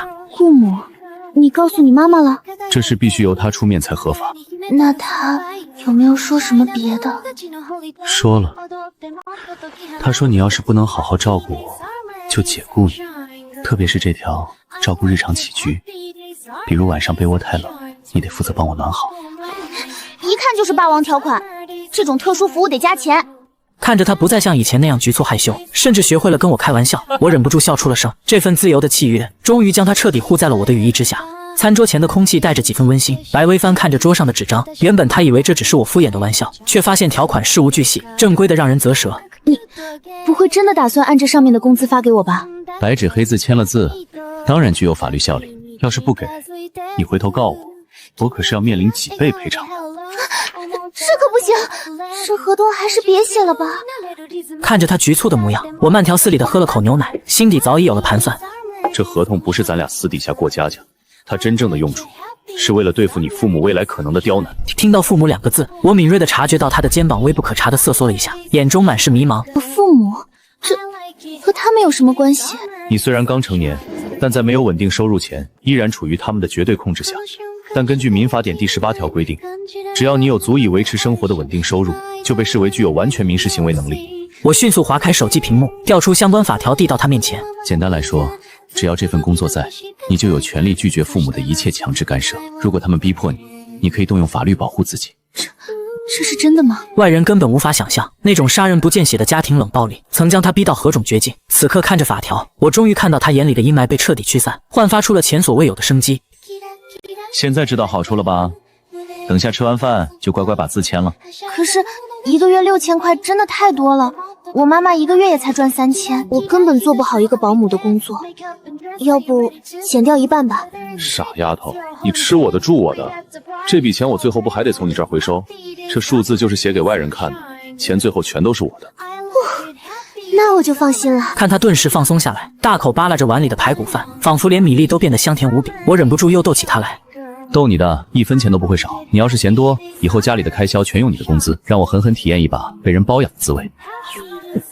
好啊，我白薇承诺，以后用自己的工资包养顾南城同学一辈子吃喝，录视频为证。饭后，他心情大好的签下合同，甚至哼着轻快的小曲，强行把我赶出厨房，自己戴上手套，开心的洗起碗来。客厅里恢复了宁静。我突然想起昨晚从爷爷奶奶那里带回来的安神草，老人家说这东西垫在枕头下能睡得更踏实，昨天太忙竟然忘了。我走进客房，床铺被他整理得一丝不苟，空气中透着淡淡的馨香。我径直走到窗边，随手掀开枕头，目光却瞬间凝固了。一把冰冷的水果刀安静地躺在枕头下方，我的瞳孔骤然收缩。这把刀与前世法医推断出的杀害他的那本凶器几乎完全重合，这绝对不是我家的刀。从他淋着暴雨流落街头来到这里，这把刀就一直死死带在他的身上。无数前世的画面在我脑海中疯狂引爆，自杀的可能被绝对排除，因为伤口角度完全不对。但如果凶器本身就是他自己带的，那些曾经因为身上未携带凶器而被我排除嫌疑的人，被欺负的叶慈、混混、路过的流浪汉、外卖员，甚至是擦肩而过的任何一个人，既然凶器在他自己身上，那案发当晚经过那片区域的任何人都可能夺刀犯案。我之前所有的推理在这一刻被全盘推翻。成，我这个刀不是……洗完碗的他不知何时站在了门口，看到我拿着枕头呆立，再看到床上暴露的水果刀，他眼底顿时涌现出极度的恐慌，生怕被我误会。没关系，不用跟我解释，女孩子一个人在外，有这样的安全意识是好事。我紧紧地将她拥入怀中，感受到她的僵硬与无助，而在我深邃的眼眸中，正在疯狂梳理着前世庞杂的案件信息。这一世，我发誓绝不能让悲剧重演。无论是我让她进门让她住下，还是发现她枕头底下藏着防身的刀，我都没有在意。我的这份包容和信赖，让白薇感觉喉咙像被什么堵住了一样。她有千言万语感激的话想对我说，却一个字都说不出口。白薇的耳边响起了外婆曾经说过的话：一辈子只要能遇上一个对的人。小时候他不懂父母为什么总吵架，外婆就是这么回答他的。如今他终于明白了，虽然这份幸福很多人穷极一生都难以得到，但他心底里觉得自己何其幸运，遇见了我。他深吸了几口气，平复了心情。他缓缓走到床边，将那把曾经带给他莫须有安全感的水果刀默默收进了柜子的抽屉里。以后他不再需要这个冰冷的东西了。回到客厅，我正从冰箱里取出2杯酸奶，我笑着拧开一杯，将沾着奶沫的盖子递到他嘴边。饭后喝点酸奶对身体好，来舔一舔，别浪费。白薇怔怔地望着近在咫尺的盖子，我在暖黄灯光下含笑看着他，晃了晃手里的盖子，他耳尖发烫，顺从地微微张唇，凑近那片塑料，舌尖卷起酸奶的瞬间，酸甜在味蕾上绽开。看着他像小猫一样可爱的模样，我一时间竟有些看入神了。我怕你吃不习惯原味的，给你开了瓶甜的，觉得怎么样？挺不错的。我拧开自己那瓶，咕噜噜地喝了起来。他看着我嘴边沾染的酸奶痕迹，下意识地拿起纸巾，轻轻帮我擦去。做完这些，他才猛然察觉两人的状态有些暧昧，连忙退开一步，羞涩地坐回沙发上，双手握着瓶子一点点地喝。虽然他看似在乖乖喝酸奶，但我知道他的注意力全在我身上。我饶有兴致地盯着他，目光从他微颤的膝头攀上颈窝，惹得他羞涩地将裸露的脚踝无意识地相互抹撒着。我看穿了他的局促，觉得十分有趣，便笑着坐到他身边。保姆小姐，能借你的肩膀让我午睡一下吗？吃饱了躺平不舒服，有个人靠着就好了。白薇红着脸点了点头。当我轻轻靠过去，发梢扫过她的锁骨时，她整个人瞬间僵住了，仿佛连血液都凝固了。我的呼吸拂过她的颈侧，她只能屏住呼吸，尽力去配合我的频率。这5分钟对她来说既短暂又漫长。窗外的微风吹乱了她的头发，有几根搭在我的额角，惹得我微微皱眉。她调皮的伸手将发丝拈起，在我额头上轻轻扫动，结果我一个侧身，额头竟埋进了她的脸颊，半个脑袋挂在了她的胸前。突然闻到一股特殊的香味，我猛地睁开眼，意识到自己现在的状态时，连忙坐直了身子。我居然真的睡过去了，抱歉，我可没故意揩油。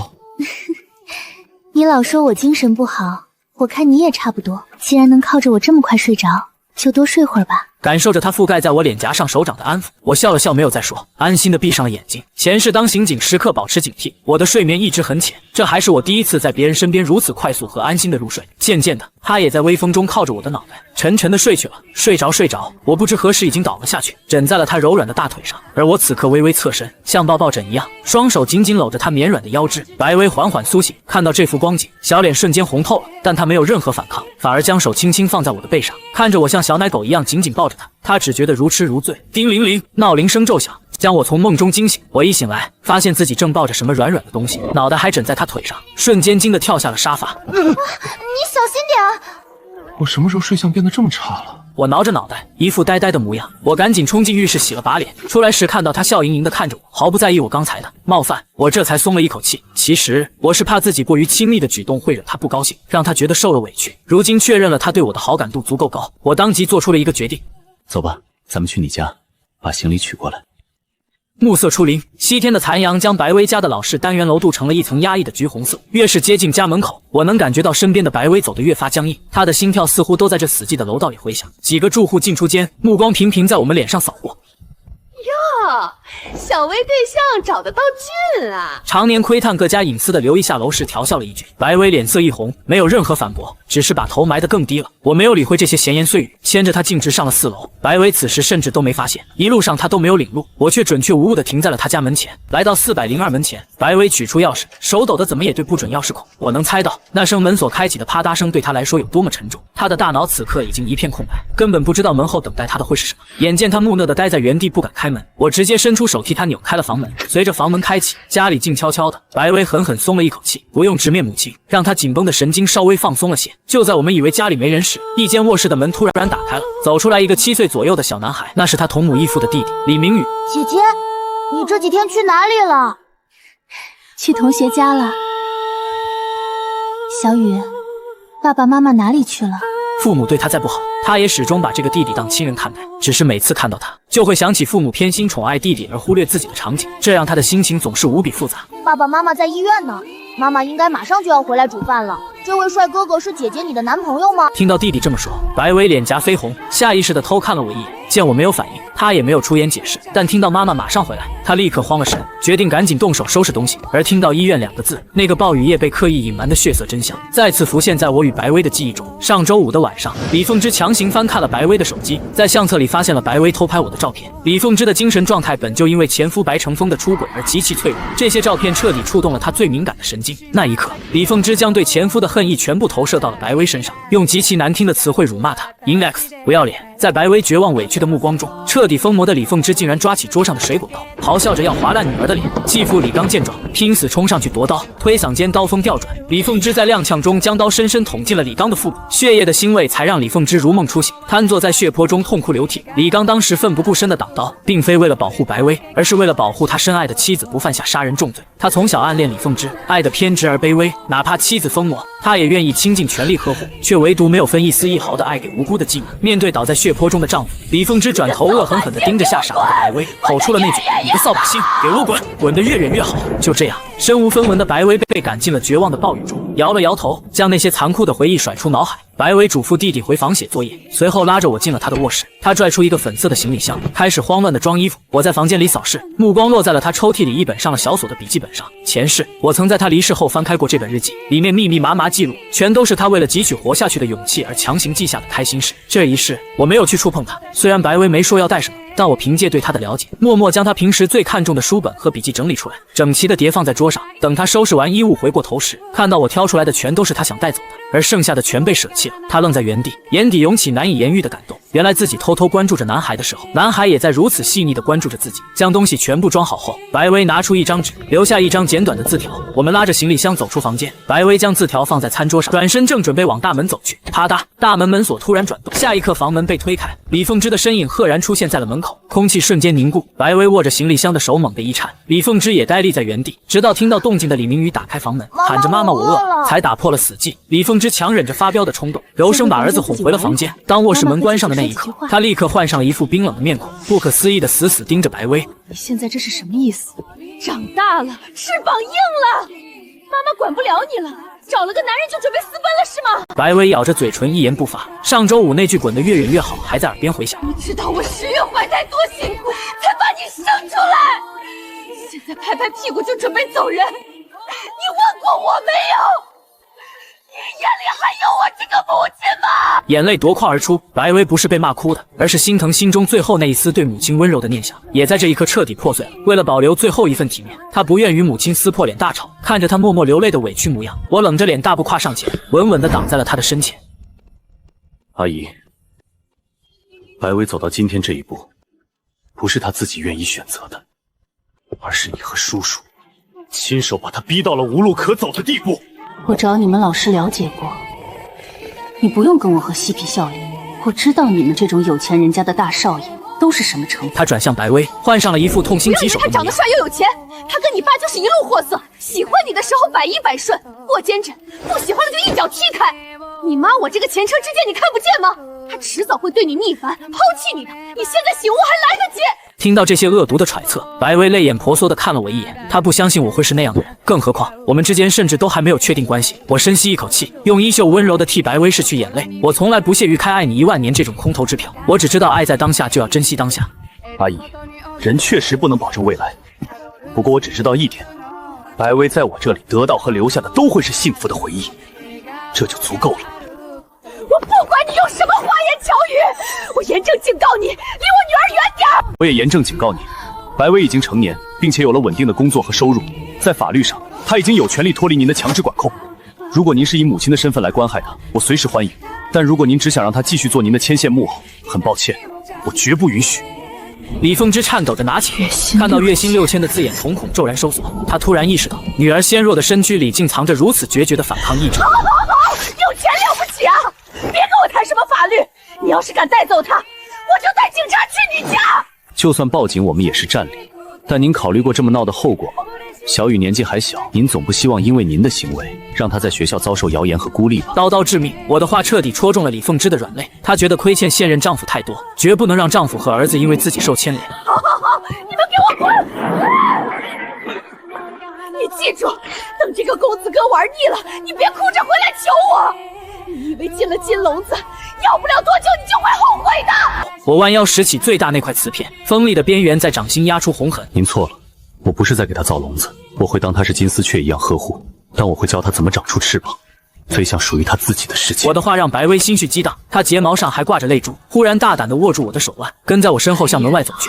统统都是白眼狼，走吧，都走吧。看着母亲瞬间苍老憔悴的模样，白薇泪流满面，但还是强忍着不舍开口。妈妈再见。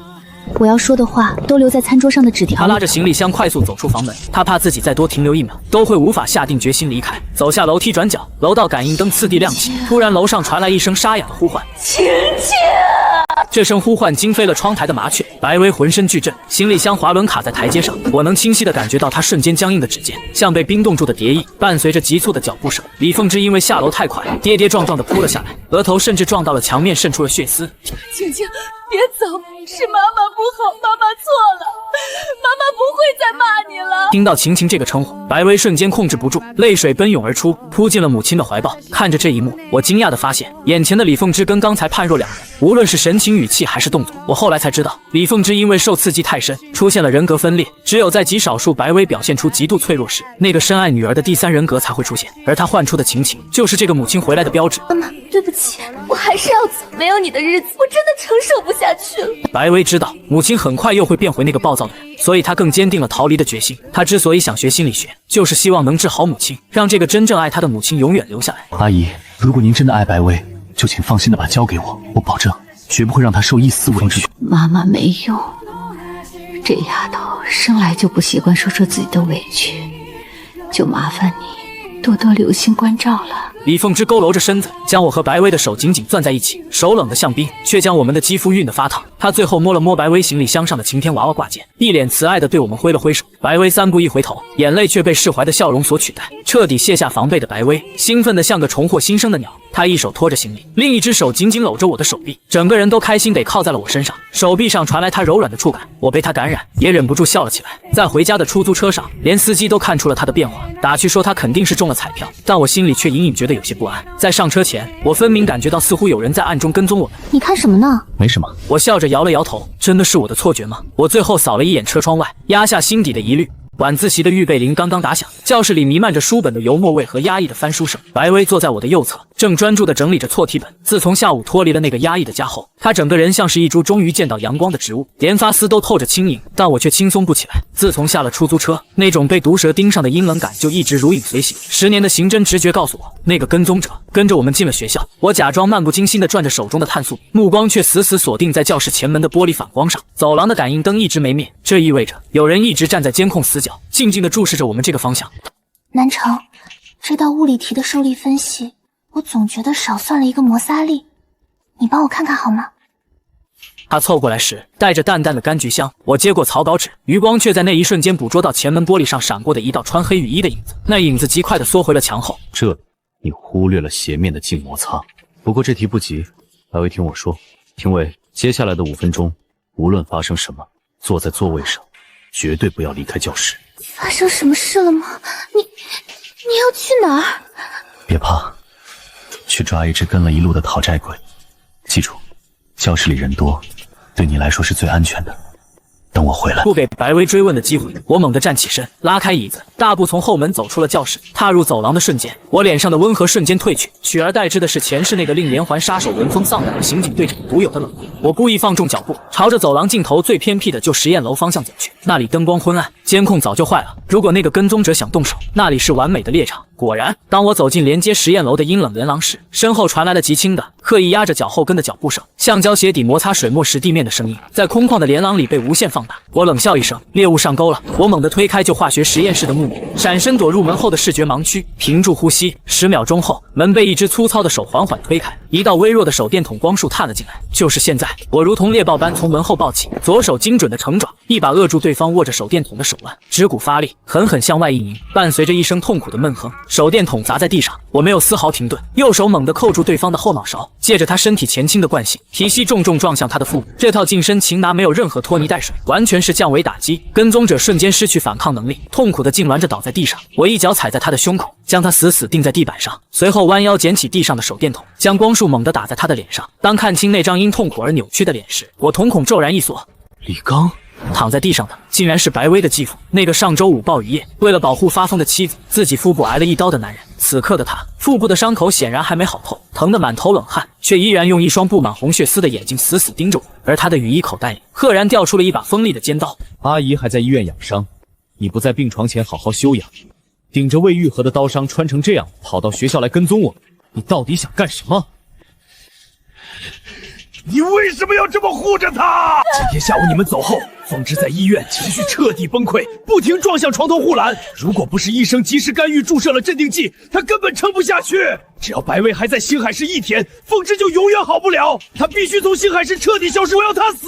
看着李刚癫狂的模样，前世那些破碎的疑点在这一刻疯狂重组。前世那个暴雨夜穿着雨衣，完美避开所有监控，在死胡同里残忍将白薇杀害的真凶，难道根本不是什么流氓，而是眼前这个为了妻子已经走火入魔的继父？他是不是那晚也像今天一样，不顾伤势偷偷溜出了医院，跟在白薇身后痛下杀手？我当机立断，没有废话，直接拨通了报警电话，以持刀尾随行凶未遂将李刚送进了警车。但看着警车呼啸远去，我心头却像有一根绷紧的弦，怎么也无法放松。第二天一早，我找借口请了半天假，利用我父亲在市里的人脉，以家属核实伤情的理由，进入了市医院的监控室。在没有确凿的证据证明他就是凶手时，我不敢下任何定论。毕竟前世在排查时，首先就否认了他的作案动机，而且有充分的不在场证明。我必须亲眼确认上周五的那个暴雨夜，李刚到底在干什么。师傅，麻烦把上周五晚上8点到10点急诊手术室走廊的监控调出来。屏幕上的画面闪烁着跳转。8点15分，浑身是血的李刚被推入手术室。8点40分，手术室的红灯一直亮着，几名护士进进出出拿血袋。9点20分，李刚被推出手术室，身上插着管子，送入监护室，一直到11点，监护室大门并没有任何人进出。一个重伤的人不可能从医院3楼阳台跳下去。我的大脑仿佛被一道闪电劈中，手脚在一瞬间变得冰凉。法医推断白薇前世的死亡时间正是当晚的10点半左右。铁证如山的不在场证明，前世那个暴雨夜，李刚正躺在手术台上，他根本不可能分身去小巷里追杀白薇。如果凶手不是继父李刚，那会是谁？从医院大门走出来时，正午的阳光晃得我有些睁不开眼。李刚那份完美的不在场证明，像是一块巨石压在我的心口。那个前世藏在暴雨里的凶手到底是谁？这种敌暗我明的未知恐惧，远比直面恶魔更让我焦虑。推开家门，屋里静悄悄的，空气中漂浮着淡淡的沐浴露香味。我放轻脚步走进客卧，白薇正蜷缩在被子里午睡，她睡得很不安稳，长长的睫毛微微颤动，手里还下意识地抓着被角。看着她恬静却透着脆弱的睡颜，我心里的戾气消散了大半。我走过去，想帮她把滑落的薄毯盖好，可就在我抬头的瞬间，目光扫过客卧的窗户，我的动作猛地一僵。午后的阳光斜斜地打在玻璃上，在窗户的外侧，赫然有一个淡淡的、明显带有灰尘的手指印。我浑身的汗毛瞬间竖了起来，我屏住呼吸，立刻转身推开门，绕到了房子外面的绿化带旁。果然，在客卧窗外的草坪边缘，几株绿植被踩得东倒西歪，一串凌乱的脚印踩在泥土里，脚印的方向直直地对着白薇午睡的这扇窗户。我的心跳骤然加速，那个人刚才就站在这儿，甚至把手按在了玻璃上，隔着这层薄薄的玻璃，死死地窥视着里面熟睡的女孩。危机感如同潮水般将我淹没，居然跟到这儿来了。虽然小区有保安，但防不住存心潜伏的恶果，我绝不能坐以待毙。下午，我直接去了数码城，买回了3大箱顶配设备：夜视红外高清摄像头、窗台震动感应报警器。我亲自搬着人字梯在房子周围和客厅里进进出出钻孔走线。白薇被动静吵醒，穿着宽大的家居服，揉着惺忪的睡眼走出房间。你在干什么呀？怎么买了这么多摄像头？我这人有点被害妄想症，1楼虽然方便，但多装几个防贼总是好的。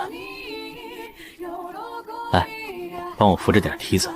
你是不是怕我一个人在家不安全呀？知道还问。安装客厅天花板角落的摄像头时，我需要一个高处的支点。白薇踮着脚尖，努力地把连接线递给我，因为动作幅度太大，露出了精致的锁骨和一片白皙。我居高临下，目光不经意扫过，瞬间觉得嗓子有些发干。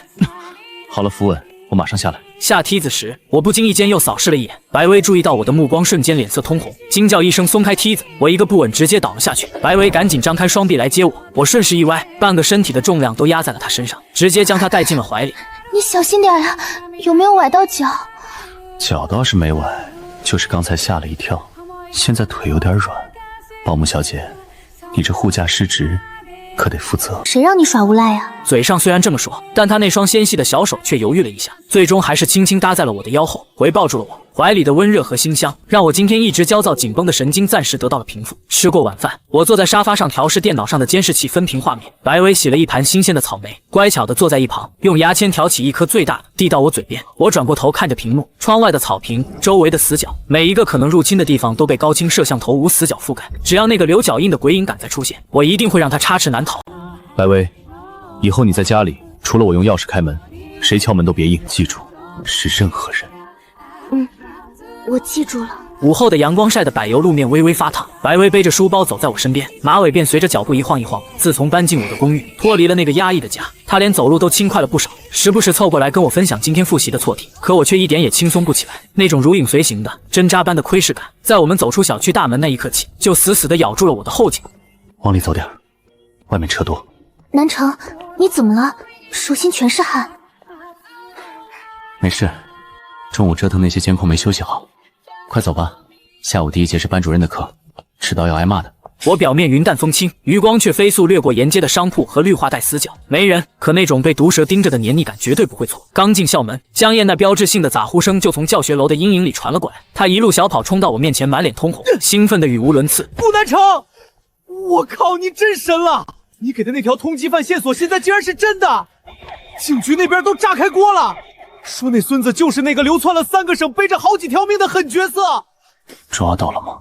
提到这，江燕原本兴奋的脸顿时垮了一半。那地方是真邪门，帽子叔叔直接封锁了整片老城区，里3层外3层围得水泄不通，我们根本连靠近都做不到。结果那家伙跟人间蒸发了一样。听说他反侦查能力极强，在围捕圈缩拢前几分钟，愣是跳进臭水沟，顺着下水道跑了。我心里咯噔一声，江燕的话像一把冰冷的手术刀，瞬间剖开了我所有的侥幸心理。前世那个连环杀人案的凶手虽然跟白薇的死没有直接关系，但那是一个杀人不眨眼、极度狡猾的疯子。他既然能逃脱警方的重重包围，说明他就潜伏在这座城市的阴影里，像一只受惊的野兽。我想起今天中午客卧玻璃外那个带有灰尘的淡淡手印，还有草坪上那串凌乱的脚印。既然前世的雨夜真凶还没浮出水面，那中午爬到我窗外窥视的，会不会就是这个走投无路的杀人犯？他是不是在躲避搜捕时，随机选中了我这个看着像有钱人的房子作为藏身点，或者是为了报复告密者，正在暗中排查踩点？江燕，你听好了，接下来这段时间，除了学校和医院，你哪儿都别去。怎么了，老顾？我拿了奖金，正打算请你去撸串呢，你这表情……那个通缉犯不仅是杀人犯，他是个没有底线的疯子。你提供了线索，拿了钱，一旦被他摸到风声，知道是你报的警，他第一个报复的就是你和阿姨。不至于吧？我好歹也是这一代的。他手里沾过的人命比你见过的血都多。别跟我废话，放学直接去医院守着阿姨，把病房门锁死。天王老子叫你都别出来，听懂了吗？听懂了，老顾，你别吓我，我这条烂命无所谓，我妈可受不了惊吓。打发走江燕，我站在走廊的阴影里，看着教室里正在安静看书的白薇，后背一阵阵发凉。李刚的嫌疑被洗清，真正的雨夜凶手还隐藏在暗处，现在又多了一个潜逃在外的连环杀人犯，两股未知的杀意交织在一起，将我们死死包围。我摸了摸兜里的手机，上面正静静运行着我家里的监控程序。不管窗外那双脚印是谁的，只要你敢来，我就会让你付出代价。晚自习结束后，我和白薇并肩走在回家的路上。虽然夜风微凉，但她似乎很享受这种有人陪伴的安全感，一路上叽叽喳喳地跟我说着班里的趣事。回到家，白薇主动系上了围裙，钻进厨房。不一会儿，2碗热气腾腾的番茄鸡蛋面和几碟小菜就端上了桌。南城，快尝尝，今天加了你爱吃的煎蛋，我特意把边缘煎得焦脆了一点。只要是你做的，毒药我也吃得干干净净。你又乱说，快吃吧。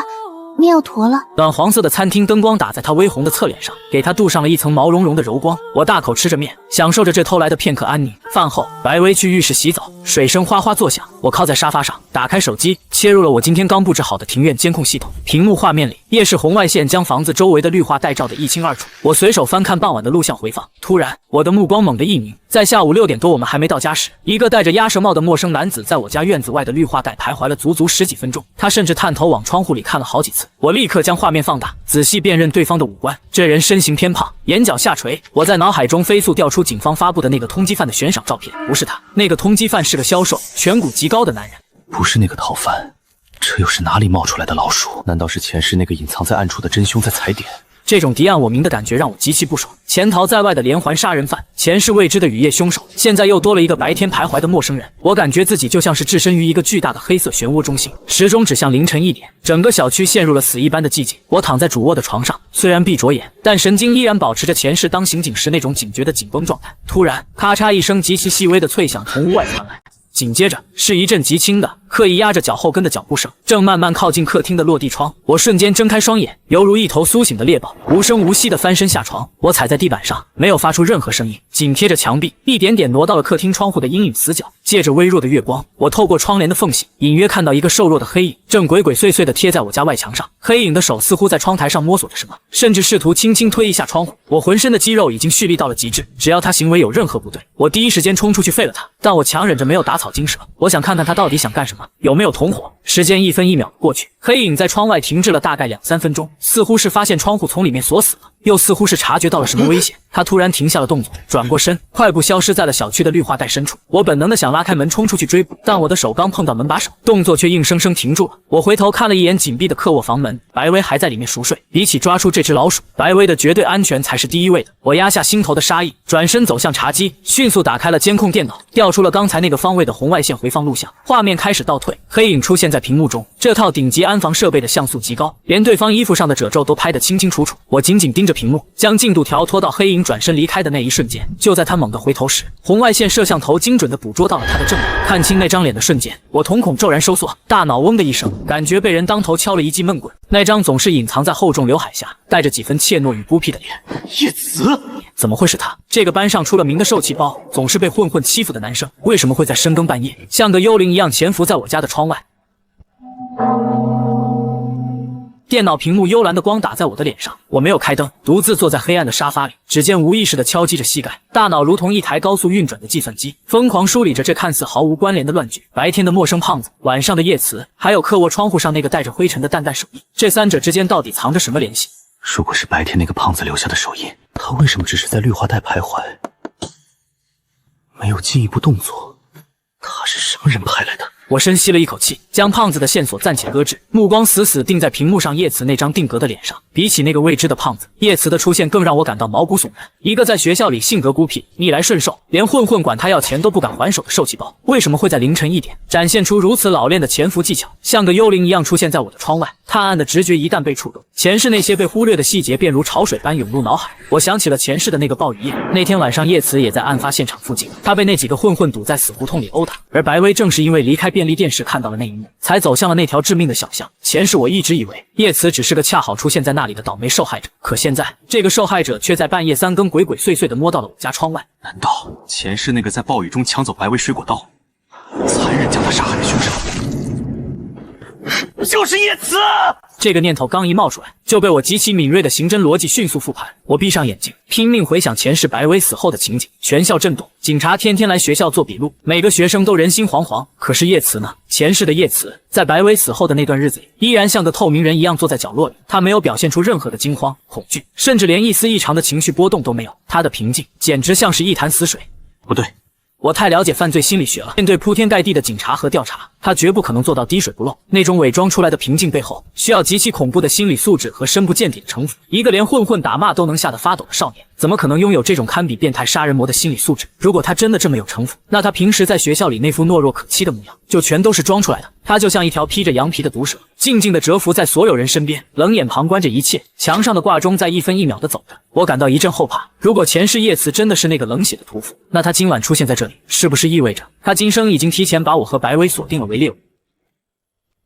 装神弄鬼，不管你这层面具底下藏着的是人是鬼，我都得把你扒出来。我站起身，走到客卧门前，轻轻确认了一下房门反锁完好。听着门内白薇均匀的呼吸声，我暗暗攥紧了拳头。这颗定时炸弹就放在班级里，绝不能放任不管。我决定了，明天去学校，我必须找到叶慈，撕开他那层无害的伪装，把暴雨夜和今晚的真相彻底调查清楚。初晨的阳光透过阳台的纱窗，在木地板上洒下一片温暖的碎金。我推开卧室门，厨房里传来滋啦滋啦煎培根的声音，伴随着一阵烤面包的麦香。白薇穿着一件套头的纯白卫衣，正踮着脚尖在琉璃台前忙碌，金色的晨光勾勒出她纤细温柔的轮廓。这一幕美好的几乎让人忘记了昨夜的惊心动魄。你醒啦，快去洗漱，三明治马上就好了。今天我特意多加了你喜欢的芝士。这么贤惠，以后谁娶了你，真是祖坟冒青烟了。大清早就拿我寻开心，快去洗脸啦！洗漱完，坐在餐桌前，我看着他小口咬着三明治，嘴角不小心沾上了一点白色的沙拉酱。我没有出声提醒，而是直接伸出手，用指腹轻轻替他抹去了嘴角的酱汁。吃得像个小花猫一样。我自己擦。这片刻的温馨，就像是暴风雨前最后的宁静。我咽下最后一口牛奶，将昨晚监控里的阴霾深深藏进眼底。不管外面有多少妖魔鬼怪，在这个家里，我只想给他绝对的阳光。吃过早饭，我和白薇并肩走在去学校的林荫道上，正值早高峰，街道上车水马龙，穿着校服的学生和赶着上班的行人行色匆匆。可就在我们穿过一个红绿灯路口时，那种熟悉的让人反胃的，犹如毒蛇吐信般的窥视感，再次死死地咬住了我的后颈。我浑身的肌肉瞬间绷紧，这种感觉太清晰了，就混在周围穿梭的人流中，有一双极其阴冷的眼睛正在死死盯着我和白薇的背影。白薇，书包带子好像松了，我帮你解一下。我接着帮他整理书包的动作，目光如同雷达般飞速扫过街角报刊亭的反光镜、公交站牌背后的死角，甚至是对面马路停着的私家车车窗。人太多了，视线错综复杂，我无法立刻将那只隐藏在暗处的老鼠揪出来，但我知道它就在附近。谢谢南城，这样背着舒服多了。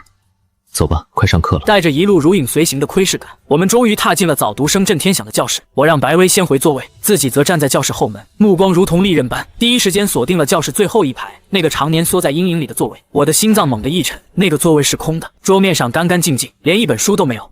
老郭，看啥呢？哦，你说叶慈那门脯路啊，今天没来，听说一大早就跟班主任请了病假，说是发高烧起不来了。江燕轻描淡写的一句话，却在我脑海里掀起了惊涛骇浪。你说他请假没来？是啊，老顾你干嘛这么大反应？他平时3天2头挨揍请假，不是很正常吗？我松开江燕，缓缓走回自己的座位，手心已经渗出了一层冷汗。凌晨1点，他像个幽灵一样出现在我家的窗外，进行极其专业的潜伏探查。今天早上，我们在上学路上感受到了极其强烈的如影随形的窥视感，而现在他偏偏发高烧没来上学。所有的线索在这一刻发生了极其恐怖的物理碰撞。如果他没来上学，那他现在在哪？答案几乎呼之欲出。今天早上在路上死死盯着我们的，现在正潜伏在暗处像毒蛇一样跟踪我们的那个人，100%就是叶慈。前是那个在暴雨夜抢走白薇防身水果刀的未知真凶，与今晚摸到我家窗外，今早在路上跟踪我们的变态前行者，在我的推理中，终于渐渐重叠成了一张带着厚重刘海、苍白而怯懦的脸。叶慈，你到底藏着什么秘密？放学的铃声一响，我带着白薇来到了班级通讯录上叶慈家的地址。这是一个很普通的居民小区，虽然有些年代，但环境还算整洁。来到3楼，我敲了敲防盗门，却没有任何回应。正疑惑间，对门的邻居大妈提着垃圾袋走了出来。别敲了，找老易家。他们家今天一大早，天还没亮呢，就大包小包的搬走了，说是乡下亲戚有急事儿，把房子都退了。阿姨，您是说他们天没亮就搬走了？是啊，5点多钟吧。搬家公司的车动静可大了，我还嫌吵呢。轰的一声，大妈的话像一盆冰水，兜头浇在了我的身上。天没亮就搬走了，那我今天早上和白薇在去学校的路上感受到的那股极其强烈的如影随形的阴冷窥视感是谁？我的大脑飞速运转，后背瞬间渗出了一层冷汗。如果早上跟踪我们的根本不是叶慈，那说明除了昨晚摸到我窗外的叶慈之外，还有另外一双眼睛在光天化日之下死死地盯着我们。是那个白天的陌生胖子，是那个逃窜的连环杀人犯，还是前世那个真正的雨夜凶手？我压下心头的震惊与不安，牵起白薇的手，决定先带她回家从长计议。当我们回到家门口时，却发现走廊上站着一个不速之客。那是一个穿着高定西装、头发梳得一丝不苟的中年男人，他眉头紧锁，脸色铁青的来回踱步，浑身散发着一种上位者的威严和压抑的怒火。当看清来人的脸时，我身边的白薇浑身一僵，下意识地抓紧了我的手。爸，你还知道我是你爸？白成风大步冲过来，一把将白薇从我身边拽过去。白薇，你知不知道你在干什么？你妈现在还在医院里躺着，病得神志不清，你居然狠得下心抛下她不管。不仅如此，你一个女孩子家，小小年纪就跟着一个男生跑到外面同居，你把自己的名声当什么了？面对老父亲劈头盖脸的训斥，白薇的眼眶瞬间红了，但她这次没有退缩，而是用力挣脱了白成风的手。你有什么资格来教训我？当年是你先抛下我妈的，如果不是你，她根本不会变成现在这个样子。大人的事你懂什么？我每个月给你们的抚养费少了吗？现在你妈病了，你跑了，收拾东西，立刻跟我回白家，不允许我的女儿在外面这么不知检点。我不去，我不想和你有任何关系，更不想踏进你们白家的大门。我妈的病我会想办法，不需要你管。白成风气急，伸手就要去强行拉扯白薇的胳膊，我直接跨前一步，像一堵墙一样稳稳地挡在了白薇身前，冷冷地对上了白成风的视线。白总，白薇说得很清楚了，她不想跟您走，您这样强求恐怕不太体面吧？顾南城，你别以为你们顾家在星海市有点势力，你就能拐带我女儿，这是我白家的家事。他看了看被我死死护在身后的白薇，又看了看我那冰冷骇人的眼神，权衡之下，他硬生生忍住了强行抢人的冲动。顾南城，你给我听好了！你敢让他受半点委屈，我白家就是拼了这条老命，也绝对不会放过你！说罢，白成风狠狠地瞪了白薇一眼，伴随着沉重的提血声，白成风带着满腔的愤怒和无奈拂袖而去，消失在走廊的尽头。看着白成风消失在楼道尽头，我牵着白薇回到屋内，反锁上防盗门。白薇情绪依然有些低落，默默地去厨房倒水，而我坐在沙发上，眉头却越锁越紧。白成风刚才那副痛心疾首、誓死保护女儿的老父亲姿态，让我心里生出了一股极其强烈的违和感。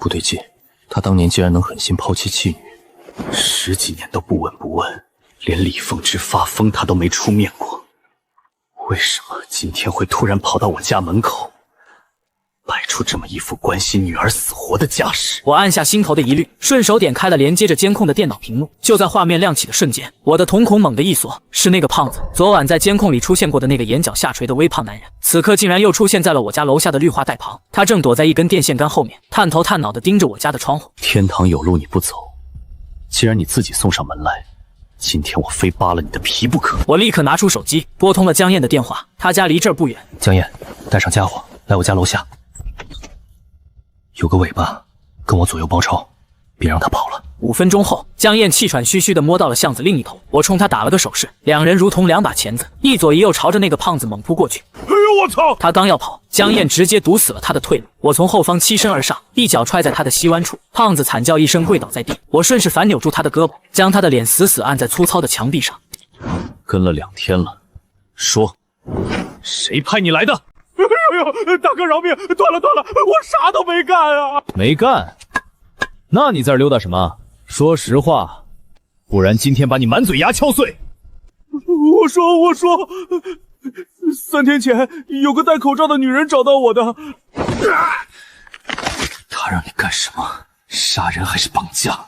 早上在路上跟踪我们的也是你？没有啊，大哥，我哪敢干那种犯法的事儿啊！雇主只是发了你们的照片和地址，让我每天盯着记录你们几点出门，几点回家，家里有没有其他大人。我发誓，我绝对没有在路上跟踪过你们，我就只负责蹲在这个小区门口记录时间啊。他长什么样？他是谁？我真不知道啊！他给完我钱就没出现过，联系方式都没给。大哥，我就是个混口饭吃的，我把定金都退给你们，求你们放过我吧！我死死盯着胖子的眼睛，10年的刑侦经验告诉我，他没有撒谎，他真的只是个被人当枪使的底层眼线。线索再次彻底断裂，我松开手，任由胖子连滚带爬地逃出巷子。江燕在旁边骂骂咧咧，而我却感到一阵前所未有的泄气与疲惫。早上路上如影随形的跟踪者不是这个胖子，也不是连夜搬走的叶慈，真正的凶手依然像一个看不见的幽灵，将自己隐藏得滴水不漏。而雇佣胖子的人只是为了摸清我们的作息规律，这说明对方正在策划一次极其严密的行动。打发走江燕，我独自回到屋内，白薇已经睡下，我疲惫地瘫坐在沙发上，揉着酸痛的眉心，抬眼看向墙上的监控分屏，1楼入户门、窗台外侧、小区主干道画面一切正常。等等，我的视线突然死死定在2号屏幕上，那是安装在入户大门斜上方，负责监控走廊死角的那只红外摄像头。昨天我亲手安装调试时，画面的右下角明明能清晰地拍到消防栓的红色铁皮柜，可是现在画面向左偏转了大约15度，消防栓完全消失在了画面外，取而代之的是门框边缘一个巨大的视觉死角。我浑身的血液在这一瞬间彻底冻结。有人动过我的摄像头，这绝对不是风吹的，监控是被螺丝死死固定在墙上的。刚才我和江燕在楼下抓那个胖子，前后不过离开了10分钟。就在这短短的10分钟里，有人悄无声息地摸到了我家门口，极其专业地避开了正面的镜头，用外力强行扭转了摄像头的角度，人为地制造出了一个监控盲区。那个阴暗爬行的真正恶魔，刚才就在我的门外。我独自坐在客厅的沙发上，看着屏幕上那个被扭转出死角的摄像头，我的大脑飞速梳理着今天发生的一切：白天的陌生胖子，2楼窗外的灰尘手印，深夜鬼鬼祟祟的黑影，还有现在这个悄无声息扭转摄像头的人。所有行为串联在一起，我心里怀疑最深的依然是那个反差极大的叶慈。就在我紧锁眉头思索动机时，砰砰砰，防盗门突然被敲起来。我警惕地打开门，门外站着的居然是刚离开不久的江燕。你怎么又回来了？老顾，我刚刚忘记了，叶慈早上我帮他还你2样东西。什么东西？他让我把这俩东西还给你，他还特意让我带句话，说昨晚其实他来过你家楼下，想亲手还给你，感谢你一直帮助他。但昨晚太晚了，不想打扰你们休息，在外面站了一会儿就走了。听到江燕的话，我脑子里嗡的一声。叶慈凌晨1点出现在窗外，真的只是为了还东西？他全家搬走也是事实，根本没有在路上跟踪我，更没有时间跑来扭转我的摄像头。叶慈的嫌疑在这一刻被瞬间彻底的排除了，唯一的突破口再次断裂。我颓然的靠在沙发上，心里陷入了极度的迷茫与泄气。如果不是叶慈，那扭转摄像头的人到底是谁？到底还有谁在暗中死死盯着我们？就在我一筹莫展时，旁边的江燕突然掏出了手机，翻出一张照片递到我面前。对了，老顾，我一直想问你，照片里这人是不是你们家花钱给你雇的暗中保镖啊？我发现他总是出现在你附近转悠。刚才我在巷子里抓那个胖子的时候，又看见他在你们小区外头晃荡了。我猛地抬起头，接过手机，照片是在光线昏暗的街角偷拍的，画面里是一个戴着鸭舌帽的男人，只能看清一个侧背影。我盯着江燕手机里的那张背影照，没有丝毫犹豫，立刻拿出自己的手机将照片翻拍下来，直接发给了我妈。紧接着，我拨通了她的电话。喂，妈，照片里这个人是你们安排的吗？电话那头静默了2秒，随即传来我妈极其惊讶的声音：“儿子，你居然能发现他的？那是你爸花重金请来的退役雇佣兵。你单独在外面住，我们实在不放心，就专门雇了他，负责在暗中保护你的安全。跟了你有一阵子了，居然被你揪出来了。”听到退役雇佣兵这5个字，我紧绷的神经猛地一跳。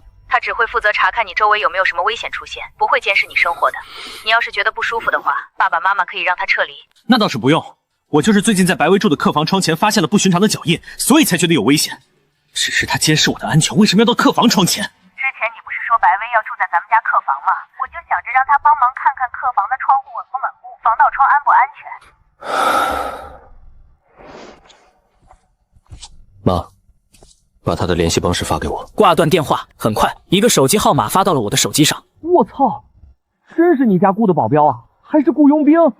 老顾，你家这安保级别够夸张的啊！我没有理会江燕的感叹，目光死死盯着屏幕上的那串号码，大脑飞速运转。退役雇佣兵，如果是这样，那一切极其离谱的现象就都有了最合理的解释。窗户外的那个灰尘手印，还有刚才被挪动位置的监控，极有可能就是这个雇佣兵在进行周边安全排查，或者是在刻意规避我的反侦查设备时留下的痕迹。线索似乎在这一刻重新闭合，马上抓到的痕迹，在这一刻仿佛全部都消失了。我必须立刻联系上这个雇佣兵，确认窗户上的手印和被挪动的监控到底是。我深吸了一口气，拨通了我妈发来的那个号码，电话只响了一声就被接起。喂，少爷，刀叔是吧？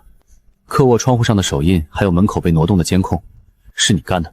少爷，你这反侦查能力绝了！我看你这警觉性比我带过的一些新兵蛋子都强。少爷，我下午排查周边安全隐患时，发现你客卧防盗窗的螺丝全生锈松动了，稍微一用力就能掰开。我顺手给你全换成了高强度的钛合金螺丝，还特意做旧涂了点灰。没想到手套上的灰在玻璃上留了个印子。至于门口那个监控，你原本的角度虽然防盗没问题，但对于防暴徒来说，侧边有个1秒钟的视野盲区，我就顺手替你调正了。好，我知道了，刀叔，辛苦了。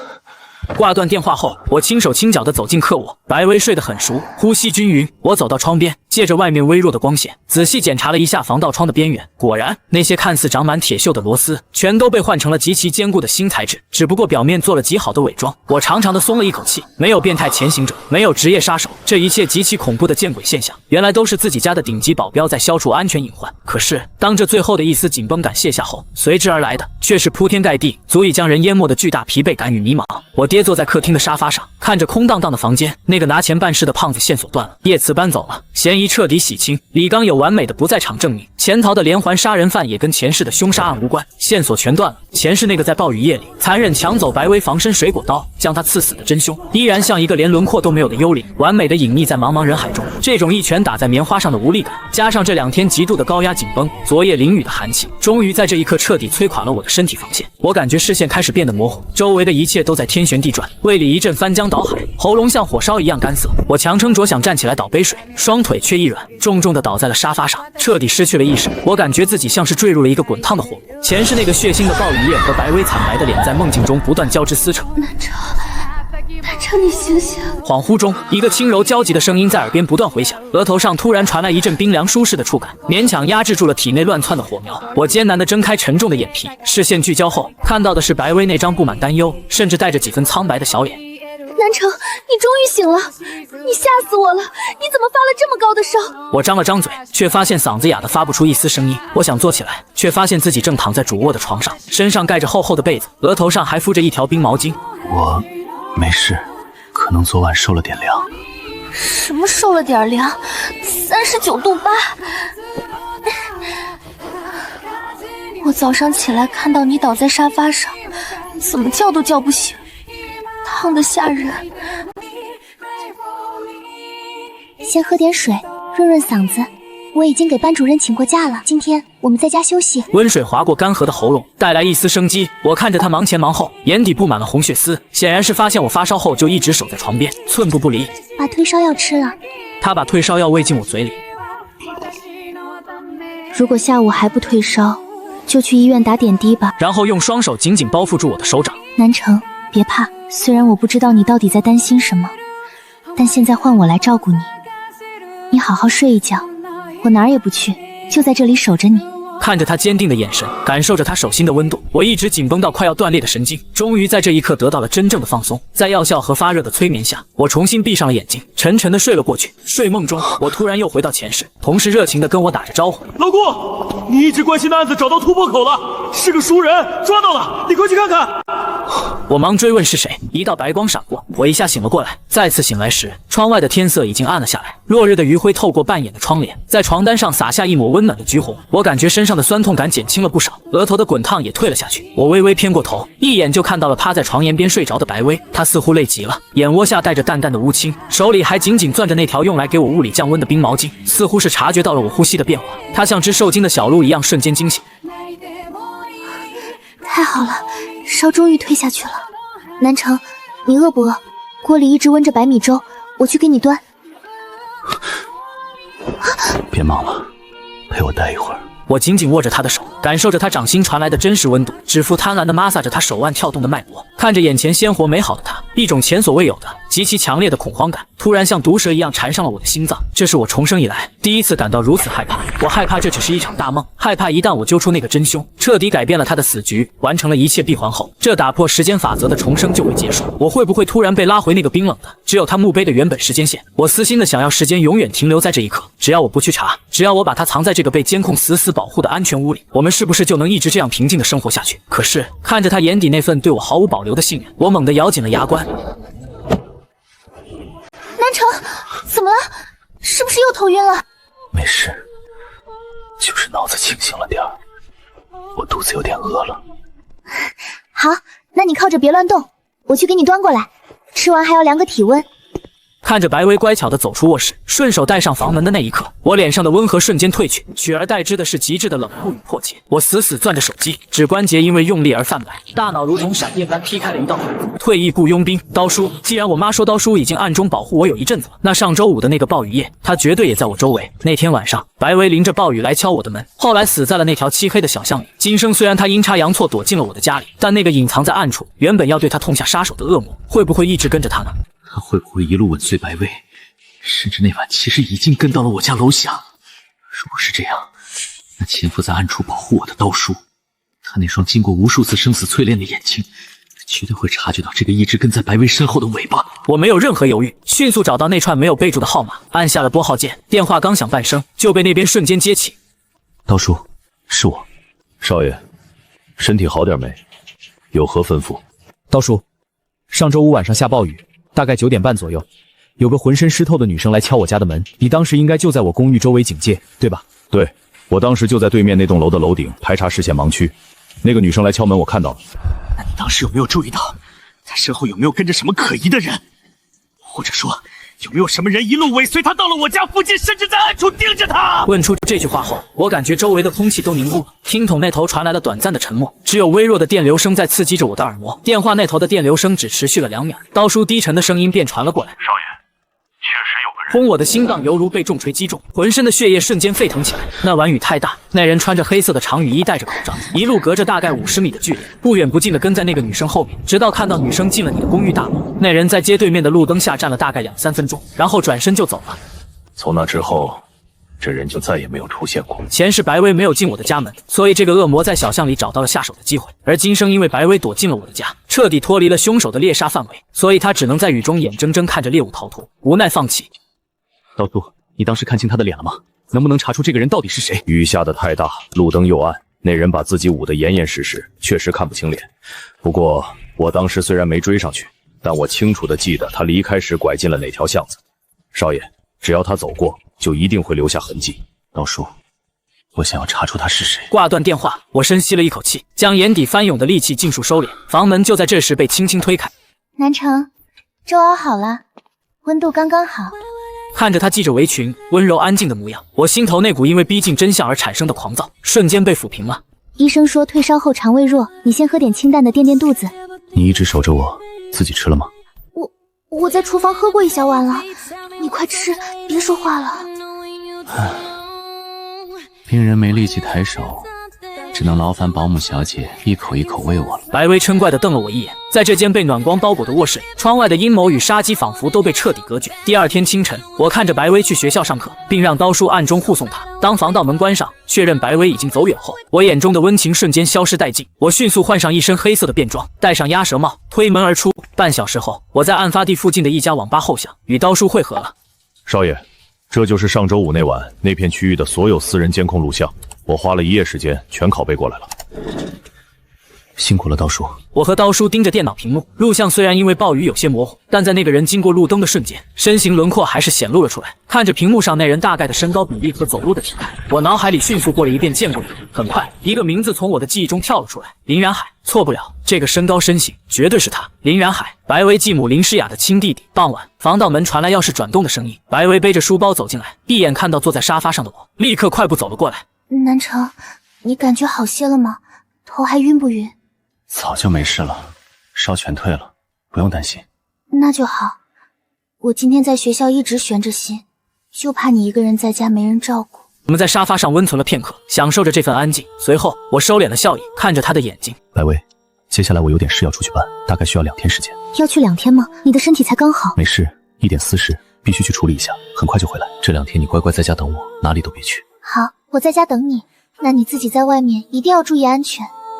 周六上午9点，窗外阴云密布，没多久，倾盆暴雨疯狂倾泻而下。白薇害怕雷雨天，此刻正缩在沙发上，用毛毯紧紧裹着自己，而我此时正身处江城某处废弃的烂尾楼里。我戴着面具和变声器，站在一个被蒙住双眼、双手反绑在身后的男生面前。他叫林然海，是我这几天暗中调查的目标。他每天早上都有晨跑的习惯，我趁机将他绑到了这里。前世身为刑警，我必须合法合规，但现在为了尽快撬出当晚的真相，我必须用点特殊手段。干什么？我们家没钱的，你放了我吧，我绝对不报警。我如果是为了钱，绑你有什么用？现在是我问你答，我能轻易把你抓来，就说明我对你的底了如指掌，别耍花招。我用一个冰凉的玻璃瓶轻轻贴上他的脖子，在黑暗的恐惧中，他瞬间抖得像筛糠。你尽管问，我知道的一定全说。仔细想想，半个月前那个暴雨的周五晚上，你都干了什么？不给具体时间点，是为了加重他的心理压力。果然，他慌乱地回忆起来，吞吞吐吐地说自己约了女同学肖月在家写作业，直到晚上。如果在你这张脸上滴几滴东西，想来一定会非常不同吧？别！我说，我那天下午是约了女同学，但我晚上出门了。出门干什么了？去跟踪一个女生。丢下女同学不管，冒着暴雨去跟踪一个女生，给我一个相信你的理由。是真的，是我姐姐拜托我这么做的。林然海的姐姐就是白成峰的现任妻子林诗雅。我立刻用她的指纹解锁了她的手机，翻找那天的聊天记录，果然记录里清清楚楚地写着，林诗雅让林然海放下家里的女同学，立刻到楼下等着，尾随从他们家离开的白薇。之前我一直想不通，林然海为什么会做出约了女孩在家却冒雨出门跟踪这种极度违和的举动。现在一切都说得通了。聊天记录里，林然海一直跟踪白薇到了我家楼下，得知白薇进了一个男生的家后，林诗雅雅让他等了几分钟，见白薇没出来，便让他回去了。也就是说，前世的暴雨夜，林然海的跟踪在白薇敲开我家门的那一刻就已经彻底结束了。可是，如果林然海只是负责跟踪，并没有杀心，那前世白薇究竟是怎么遇害的？结合前世的尸检报告，白薇衣衫不整，但身上却没有明显的挣扎勒痕和压痕，这说明她并非遭遇了强暴反击，凶器是白薇自己带出来的水果刀。唯一的可能就是林诗雅事后找到了白薇，两人发生争执，以林诗雅极强的控制欲和对前妻女儿的排斥，两人极有可能谈崩，最终引发了激情杀人。推断到这里，虽然还是缺少决定性的直接证据，但真相的轮廓已经呼之欲出，至少林然海这条线已经到头了。滚吧，别回头，否则你知道后果。林然海如蒙大赦，连滚带爬地逃离了烂尾楼。我独自走到烂尾楼的顶楼，任由冰冷的暴雨倾泻在身上，冷水能让我的大脑迅速清理。我重生回来的目的，一是为了找出真凶，二是为了保护白薇不再受伤害。现在白薇安安稳稳地住在我家，只要以后尽量避免她去见林诗雅，潜在的危险就不复存在了。至于真凶，目标已经锁定在了林诗雅身上，但却缺少直接证据。就结果而言，我已经成功改变了白薇的命运。可如果凶手另有其人呢？就在这一刹那，轰隆，一道惊雷划破了天际，闪电瞬间照亮了整个疆场。下一刻，我眼前一黑，随即便是一阵光怪陆离的光影变动。等我回过神来时，却发现白薇不知何时正站在我身边。不对，不是站着，而是漂浮着。又做梦了。我诧异地看着这一幕，此时此刻的白薇和我前世当刑警时在梦中看到的那个她别无二者。她总是挂着一丝若有似无的笑容，脸上却又是一副心疼我的表情，就这么静静地看着我，一言不发。看到眼前这个熟悉的白薇出现，我差点以为自己又穿越回去了。我立刻环顾四周，发现自己并没有回到警局的天台，而是出现在了我家门外。就在我心中惊疑不定之际，下一刻，一个浑身湿透的女孩正缓步朝这边走过来，水珠顺着她的发梢坠入领口。她环抱双臂，一路缓步走到了我家的房门前。此时我就站在旁边，诧异地发现，这个刚刚出现的过去的白薇似乎根本看不见我。我疑惑地转头看了一眼身边漂浮着的幽灵白薇，只见她依旧面无表情地看了我一眼，随即便将目光落回到了那个过去的自己身上。见状，我也再次转头看向了眼前这个被雨水淋透的白薇。她站在门口，并没有立即按响门铃，她静立着，似乎在纠结思考着什么。过了好一会，她才缓缓伸出手，却又在即将触碰到门铃前停住。在再次犹豫了一番，深呼吸了一口气后，她才终于鼓足勇气按下了门铃。随着叮咚的声音响起，她的身子猛地一颤，连忙收回了手，重新环抱着自己，显得又羞涩又局促。没一会，房门被人打开了，开门的正是过去的我。这还是我第一次以第三人称的视角看着过去的自己是什么模样，眼下也不知道是做梦还是怎么了，反正我就站在旁边，眼前的自己和白薇都看不见我。我没有多想，就这么静静地看着，一切如记忆中一样。白薇提出了留宿的想法，而那时的我因为太过于年轻，又怕父母知道会责备，不敢随意收留一个上半身几乎全透的女孩子在家。我以为她是遇到困难没钱回家，便提出护送她回去，转身去取雨衣和雨伞。结果就在我转身之际，白薇神色纠结了一下，随即便黯然转身离去了。见到这一幕，我没有去管屋里那个正在找伞的自己，而是立刻追了上去。因为我自己当时在干嘛我很清楚，但我完全不知道白薇被拒之门外后，那天晚上到底全程经历了什么。哪怕眼下仅仅是个梦境，我也想看看梦境会如何还原她那晚的遭遇。我追上白薇，看到的是一个满脸茫然、不知何去何从的女孩。她不想让我知道她家里的难堪，所以不敢让我送她。可是拒绝了我的好意后，她该去哪？天大地大，竟无她的容身之所。母亲、父亲，他心中认同的3个归属之地，似乎都没有留下他的余地。他浑浑噩噩地走到了一家便利店门前，肚子突然咕咕叫了起来。想起自己从中午过后就没吃过东西，他掏出身上最后的钱，买了一个面包和一杯牛奶当做晚餐。便利店的店员见他淋得这么惨，立刻关心地拿来毛巾让他擦拭，并在他临走前热心地塞给他一把伞。下次过来还我就行。这雨这么大，女孩子可不能淋太多雨，对身体不好。白薇推脱不过店员的好意，只能道谢接下。他撑开伞刚准备离开，却意外看到了一个熟悉的身影。他朝那边望去，只见叶慈正被3个小混混围困在角落里殴打。纠结了一番后，他还是壮着胆子走了过去。你们快住手！你们再欺负他，我就要报警了！他慌乱地去摸手机，才赫然想起来，手机已经在出门前被母亲砸坏了。看着他掏空口袋的表情，看来你出门忘记带手机了啊，美女。让我们不欺负他也行，那你留下来呗。就在3人逼近白薇的时候，原本一直挨打不吭声也不还手的叶子突然挣扎着站了起来，死死挡在了白薇面前。跟他没关系，你快走！现在想走迟了，给我拦住他！眼见2人要去抓白薇，一直逆来顺受的老实人叶慈突然发狂了。平日里咋咋呼呼的人发飙并不可怕，但一个沉默寡言的老实人被逼到绝境，失去分寸的样子是非常可怕。怕了。叶慈像疯狗一样冲向三人，迎接着拳打脚踢，他却动用了全身所有能攻击的部位进行反击。一个小混混的手臂被叶慈狠狠咬住，痛得龇牙咧嘴。下一刻，叶慈又瞄准了旁边的男生，一口死死咬了上去，任凭他们怎么打都不松口，差点从那人手臂上活生生扯下一块肉来。直到那男生痛得跪地求饶，叶慈才松了口。见两个兄弟被咬得这么惨，黄毛也怂了，狠的怕愣的，愣的怕不要命的。这小子俨然是个疯子。三人只得扔下一句狠话，仓皇跑路。我知道这三人身上带着刀，但他们只是为了壮胆，根本没胆子真捅人。叶慈的发狠彻底吓破了他们的胆，我这才恍然大悟，前世在学校看到叶慈身上的那些伤，果然是为了保护白薇受的。眼见三人逃走，脱力的叶慈不顾大雨瓢泼，一屁股跌坐在了泥水中。你没事吧？没事，谢谢你。大家都是同学，不用客气。你刚刚也保护了我，我们两清了。白薇挤出一抹温柔的笑容去搀扶他。叶慈看了看他伸过来的手，顾忌自己满手泥污没有去握，而是自己撑着地站了起来。他走到垃圾桶旁，捡回被打落的书包，拉开夹层确认里面那条干净的手帕还在，这才安了心。你的伞坏了，我的给你用吧。不过这把伞是那边便利店的，你用完记得还回去。我用这把伞的话，那你呢？没事，我想淋一下雨，就不用伞了。心思细腻的叶慈敏锐地察觉到了他的异样。你是出什么事情了吗？没什么，都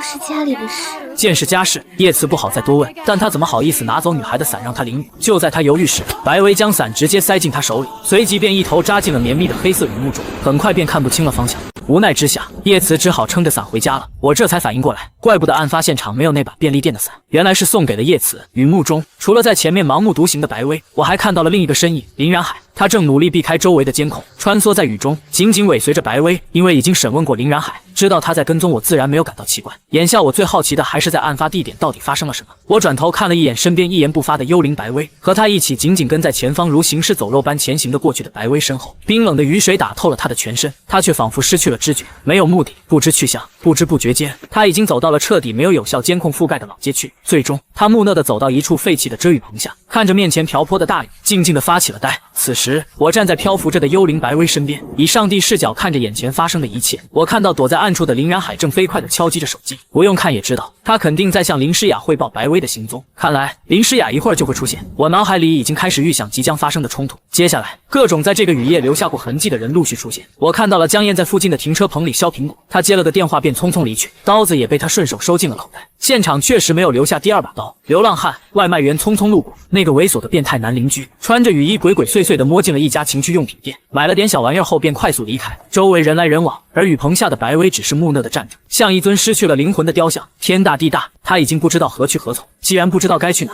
脚步自然也就迈不出去。不知过了多久，一个穿着雨衣的人影出现在了附近。这个人影并不高，甚至有些娇小。就在白薇发呆的时候，这道人影缓步走到了他的面前，微弱的光线突然被遮挡，白薇立刻抬起了头。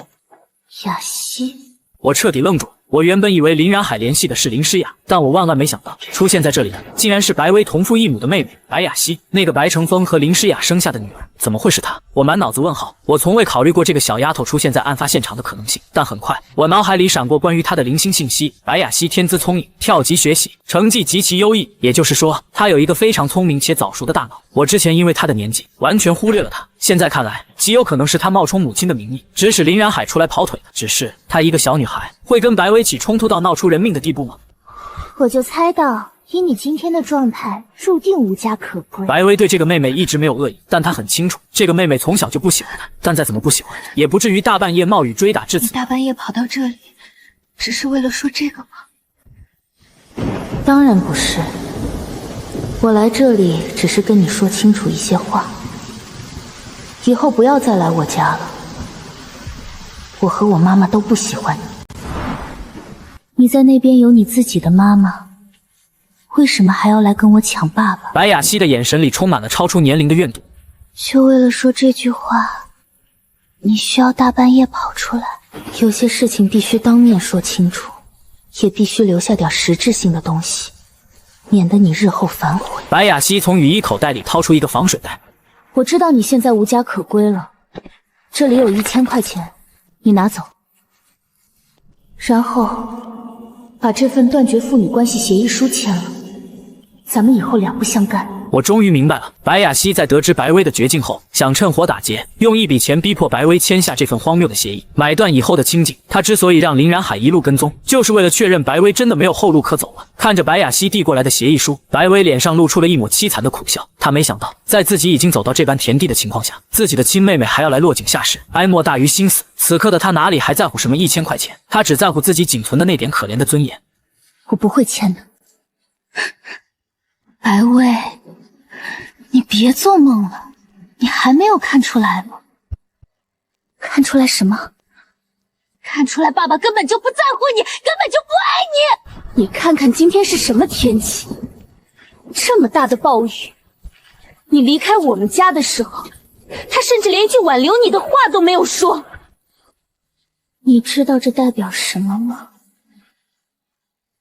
这代表他心里根本就没有你这个女儿。白雅西冰冷的话语像淬了毒的冰锥，狠狠扎进白薇早已千疮百孔的心。那句他心里根本没有你，在母亲发病的日子里，曾无数次像毒蛇一样噬咬过他的心房。但此刻，在这狂风暴雨的深夜，在全世界都抛弃了他的街头，由自己血脉相连的亲妹妹带着胜利者般残忍的姿态宣告出来时，白薇只觉得脑海深处某根一直勉强维系着的线，啪的一声彻底断裂了。之前的一切绝望像浓重的雾霾瞬间笼罩了他，被母亲拒之门外的寒冷，无处可去的麻木，父亲冷眼旁观的钝痛，那是心碎的声音。其实这些道理白薇都懂，但她对这个支离破碎的家庭始终带着一丝不甘的戚戚，让她坚持去见父亲的是灵魂深处不肯熄灭的最后一点微弱荧光。然而白雅西的话以及那份刺眼的断绝关系书，像一双冷酷的手，粗暴地将那最后一点荧光死死按进了冰冷泥泞的现实里。白薇脸上原本的苦笑凝固了，她不再反驳，不再辩解，任何言语在此刻都显得苍白可笑。她感觉身体内部有什么东西在急速冷却塌陷，心脏被无形的手死死攥紧，窒息般的麻木和冰冷向四肢百骸蔓延，支撑她站立的力气像被瞬间抽空了。她抬眼看着白雅西那张写满算计与父亲几分相似的脸，眼神空洞的可怕。钱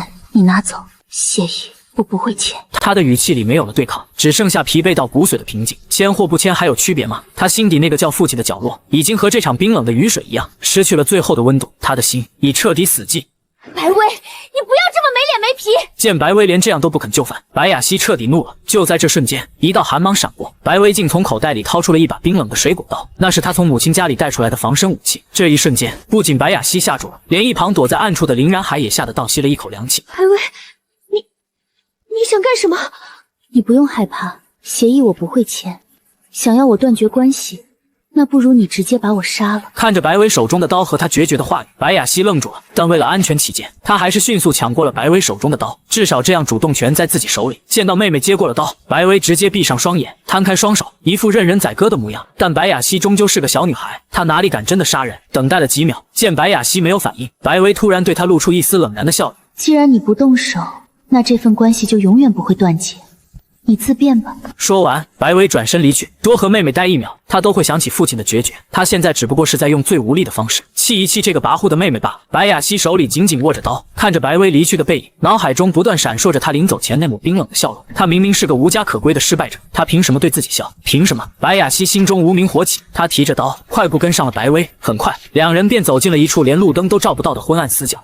白薇，你给我站住！白薇完全没有理会，这让白雅西越发愤怒。他快步冲上前，一把扯住白薇的衣服，强拉着她转过身来。巨大的拉力让白薇湿透的衬衫瞬间变得凌乱不堪。白雅西愤怒黑色的雨幕中，白薇面无表情地看着眼前这个暴怒的妹妹。她突然伸出手，一把握住了白雅西拿着刀的手腕，然后狠狠地将那锋利的刀刃架在了自己的脖子上。想通了吗？想通了的话，你就动手吧。冰冷的雨水砸在白雅西的手背上，顺着刀刃滑落。白薇冰冷的手指强行覆盖在她的手上，将那利刃死死压向自己脆弱的颈动脉。那双曾蕴藏着万千情绪的眸子，此刻只剩下死寂，空洞的穿透雨幕落在虚空，像是在等待最终的宣判。你别逼我！我只是交给你自己选择。如果不选，就回家去吧。雨这么大，白薇近乎贴心的话语，在白雅西听来却是极致的嘲讽。他想看到的是白薇的狼狈和屈服，而不是这种俯视般的平静。就在白雅西被这种巨大的心理压力逼得快要崩溃，手中的刀几乎要脱手时，一道黑影突然从暗处的雨棚里冲了出来，是林然海。他一直躲在暗处，由于光线太暗，他只隐约看到一把冰冷的刀压向咽喉。他恐惧地认定是白薇这个危险人物在挟持他视若珍宝的外甥女白雅西，根本来不及细想，林然海像一只受惊的野狗般猛冲了出来。他的目标很明确，夺下那把刀，把白雅西拉开。但他万万没有想到，他他的突然冲撞成了压垮骆驼的最后一根稻草。本就处于崩溃边缘的白雅西，被突如其来的黑影惊得尖叫，下意识用尽全力想要挣脱白薇的手，而白薇在黑影扑来的瞬间，身体本能的产生了一丝防御反应。就在白雅西猛烈挣开手的刹那，路面湿滑，白薇为了稳住身形，几乎是下意识的栽向了前方的白雅西。致命的连锁反应发生了，白雅西极度惊恐下用力挣脱，身体失衡，下意识的双手向内拢紧，想要抓住什么，但他的一只手里还拿着刀。白薇因为湿滑栽向前，林然还猛扑过来，对着持刀的手使出全力的抓握动作，三者力量瞬间叠加，那把锋利的水果刀在昏暗中划出了一道极其短暂的弧线，噗嗤一声被暴雨掩盖的清钝的撕裂声，时间仿佛凝固，林然海的手终于死死抓住了白雅西握着刀柄的手腕，他松了一口气，以为自己成功了。白雅西瞪大双眼，身体僵硬，而被两人夹在中间的白薇身体微微一震，他感觉到一股冰冷而短暂的锐痛，他低下头，似乎有些困惑，但随即那股冰冷感瞬间被一股汹涌的灼热取代，顺着他的颈部疯狂地扩散开来，温热的液体迅速浸透了他湿冷的衣衫，他眼中的茫然还未散去，一丝更深更彻底的释然混杂其中，他没有发出任何痛苦，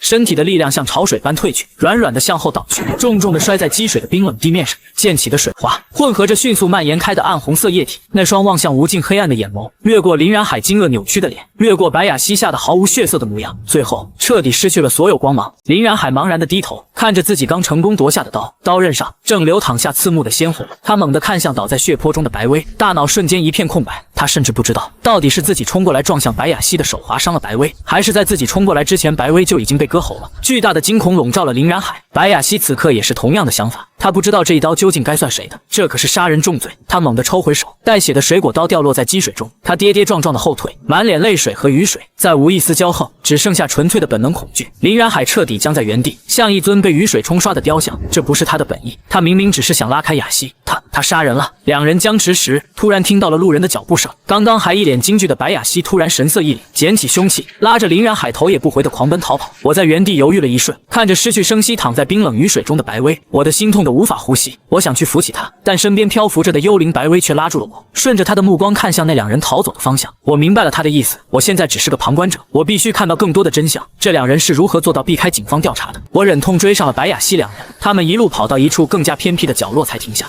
怎么办？这下子完蛋了，出大事了！警察问起来我们要怎么办？别慌，雨这么大，这边没有监控，我们不会有事的。舅舅，你今天约的那个女孩在家吗？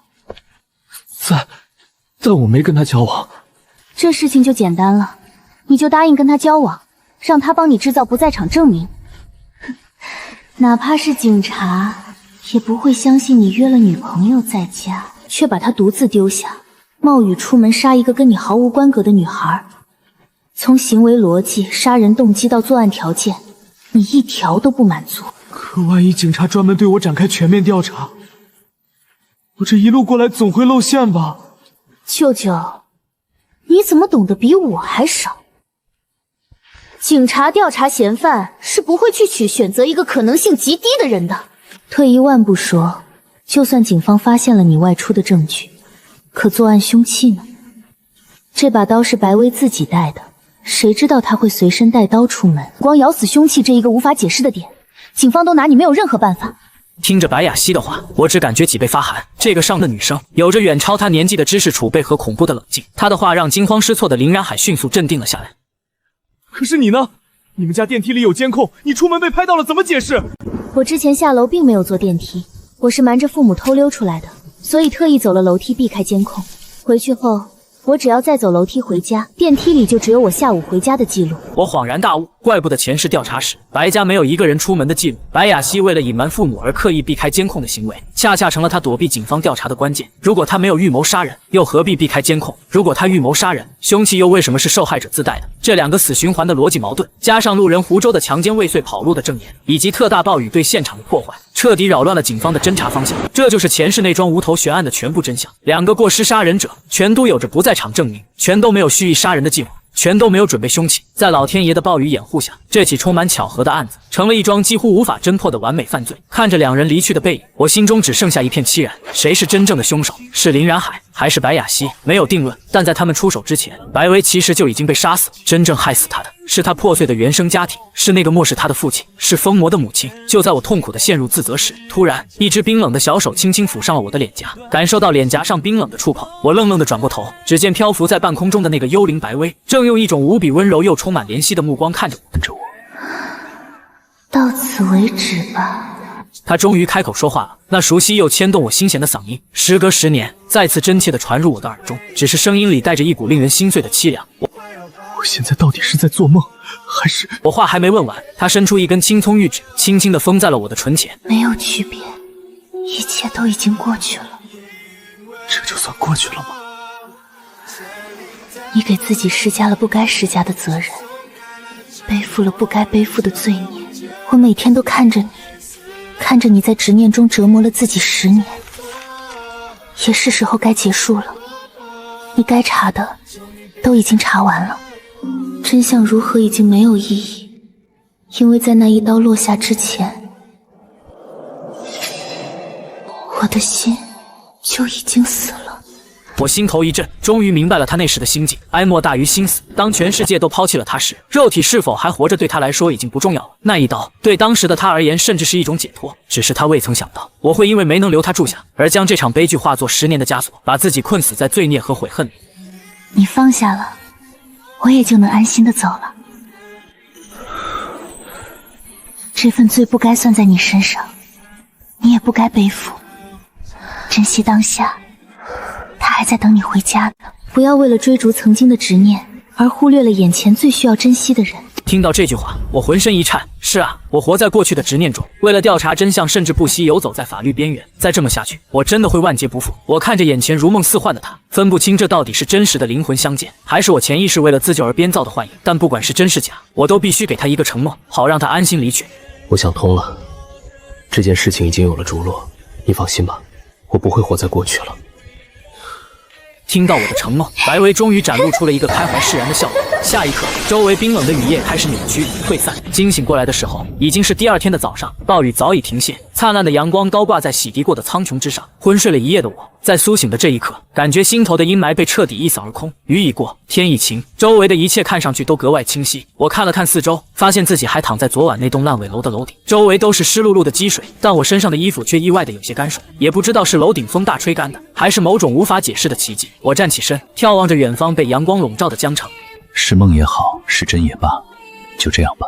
从昨晚那场光怪陆离的梦境中，我已经彻底理清了前世的一切。白薇的死绝非单纯的偶然，也非必然，那是原生家庭的摧残，无数个阴差阳错的瞬间，以及极致的绝望叠加在一起，才演化出的悲剧。只要有我在，我绝不会让这种结果重现。回到家时，屋子里静悄悄的，我放轻脚步走到客厅，一眼便看到白薇正裹着那条薄薄的毛毯蜷缩在沙发上，沉沉的睡着。昨晚雷雨交加，害怕打雷的她没有回舒适的客房，而是缩在客厅的沙发上。我想她一定是在等我回家。看着她安静的睡颜，感受着这份沉甸甸的依赖，我忍不住露出了温柔的笑意，走过去替她将滑落的毛毯重新拉好，这才转身回了自己的房间。在外面淋了一夜的雨，我赶紧冲洗了一番，泡了个热水澡，驱散了体内的寒气。等我穿戴整齐再次来到客厅时，白薇依旧在沉睡。她昨晚一定是因为担心我熬到了很晚，见她睡得这么香，我不忍心叫醒她。过去的都过去了，从今天起，我只为眼前这个鲜活的女孩而活。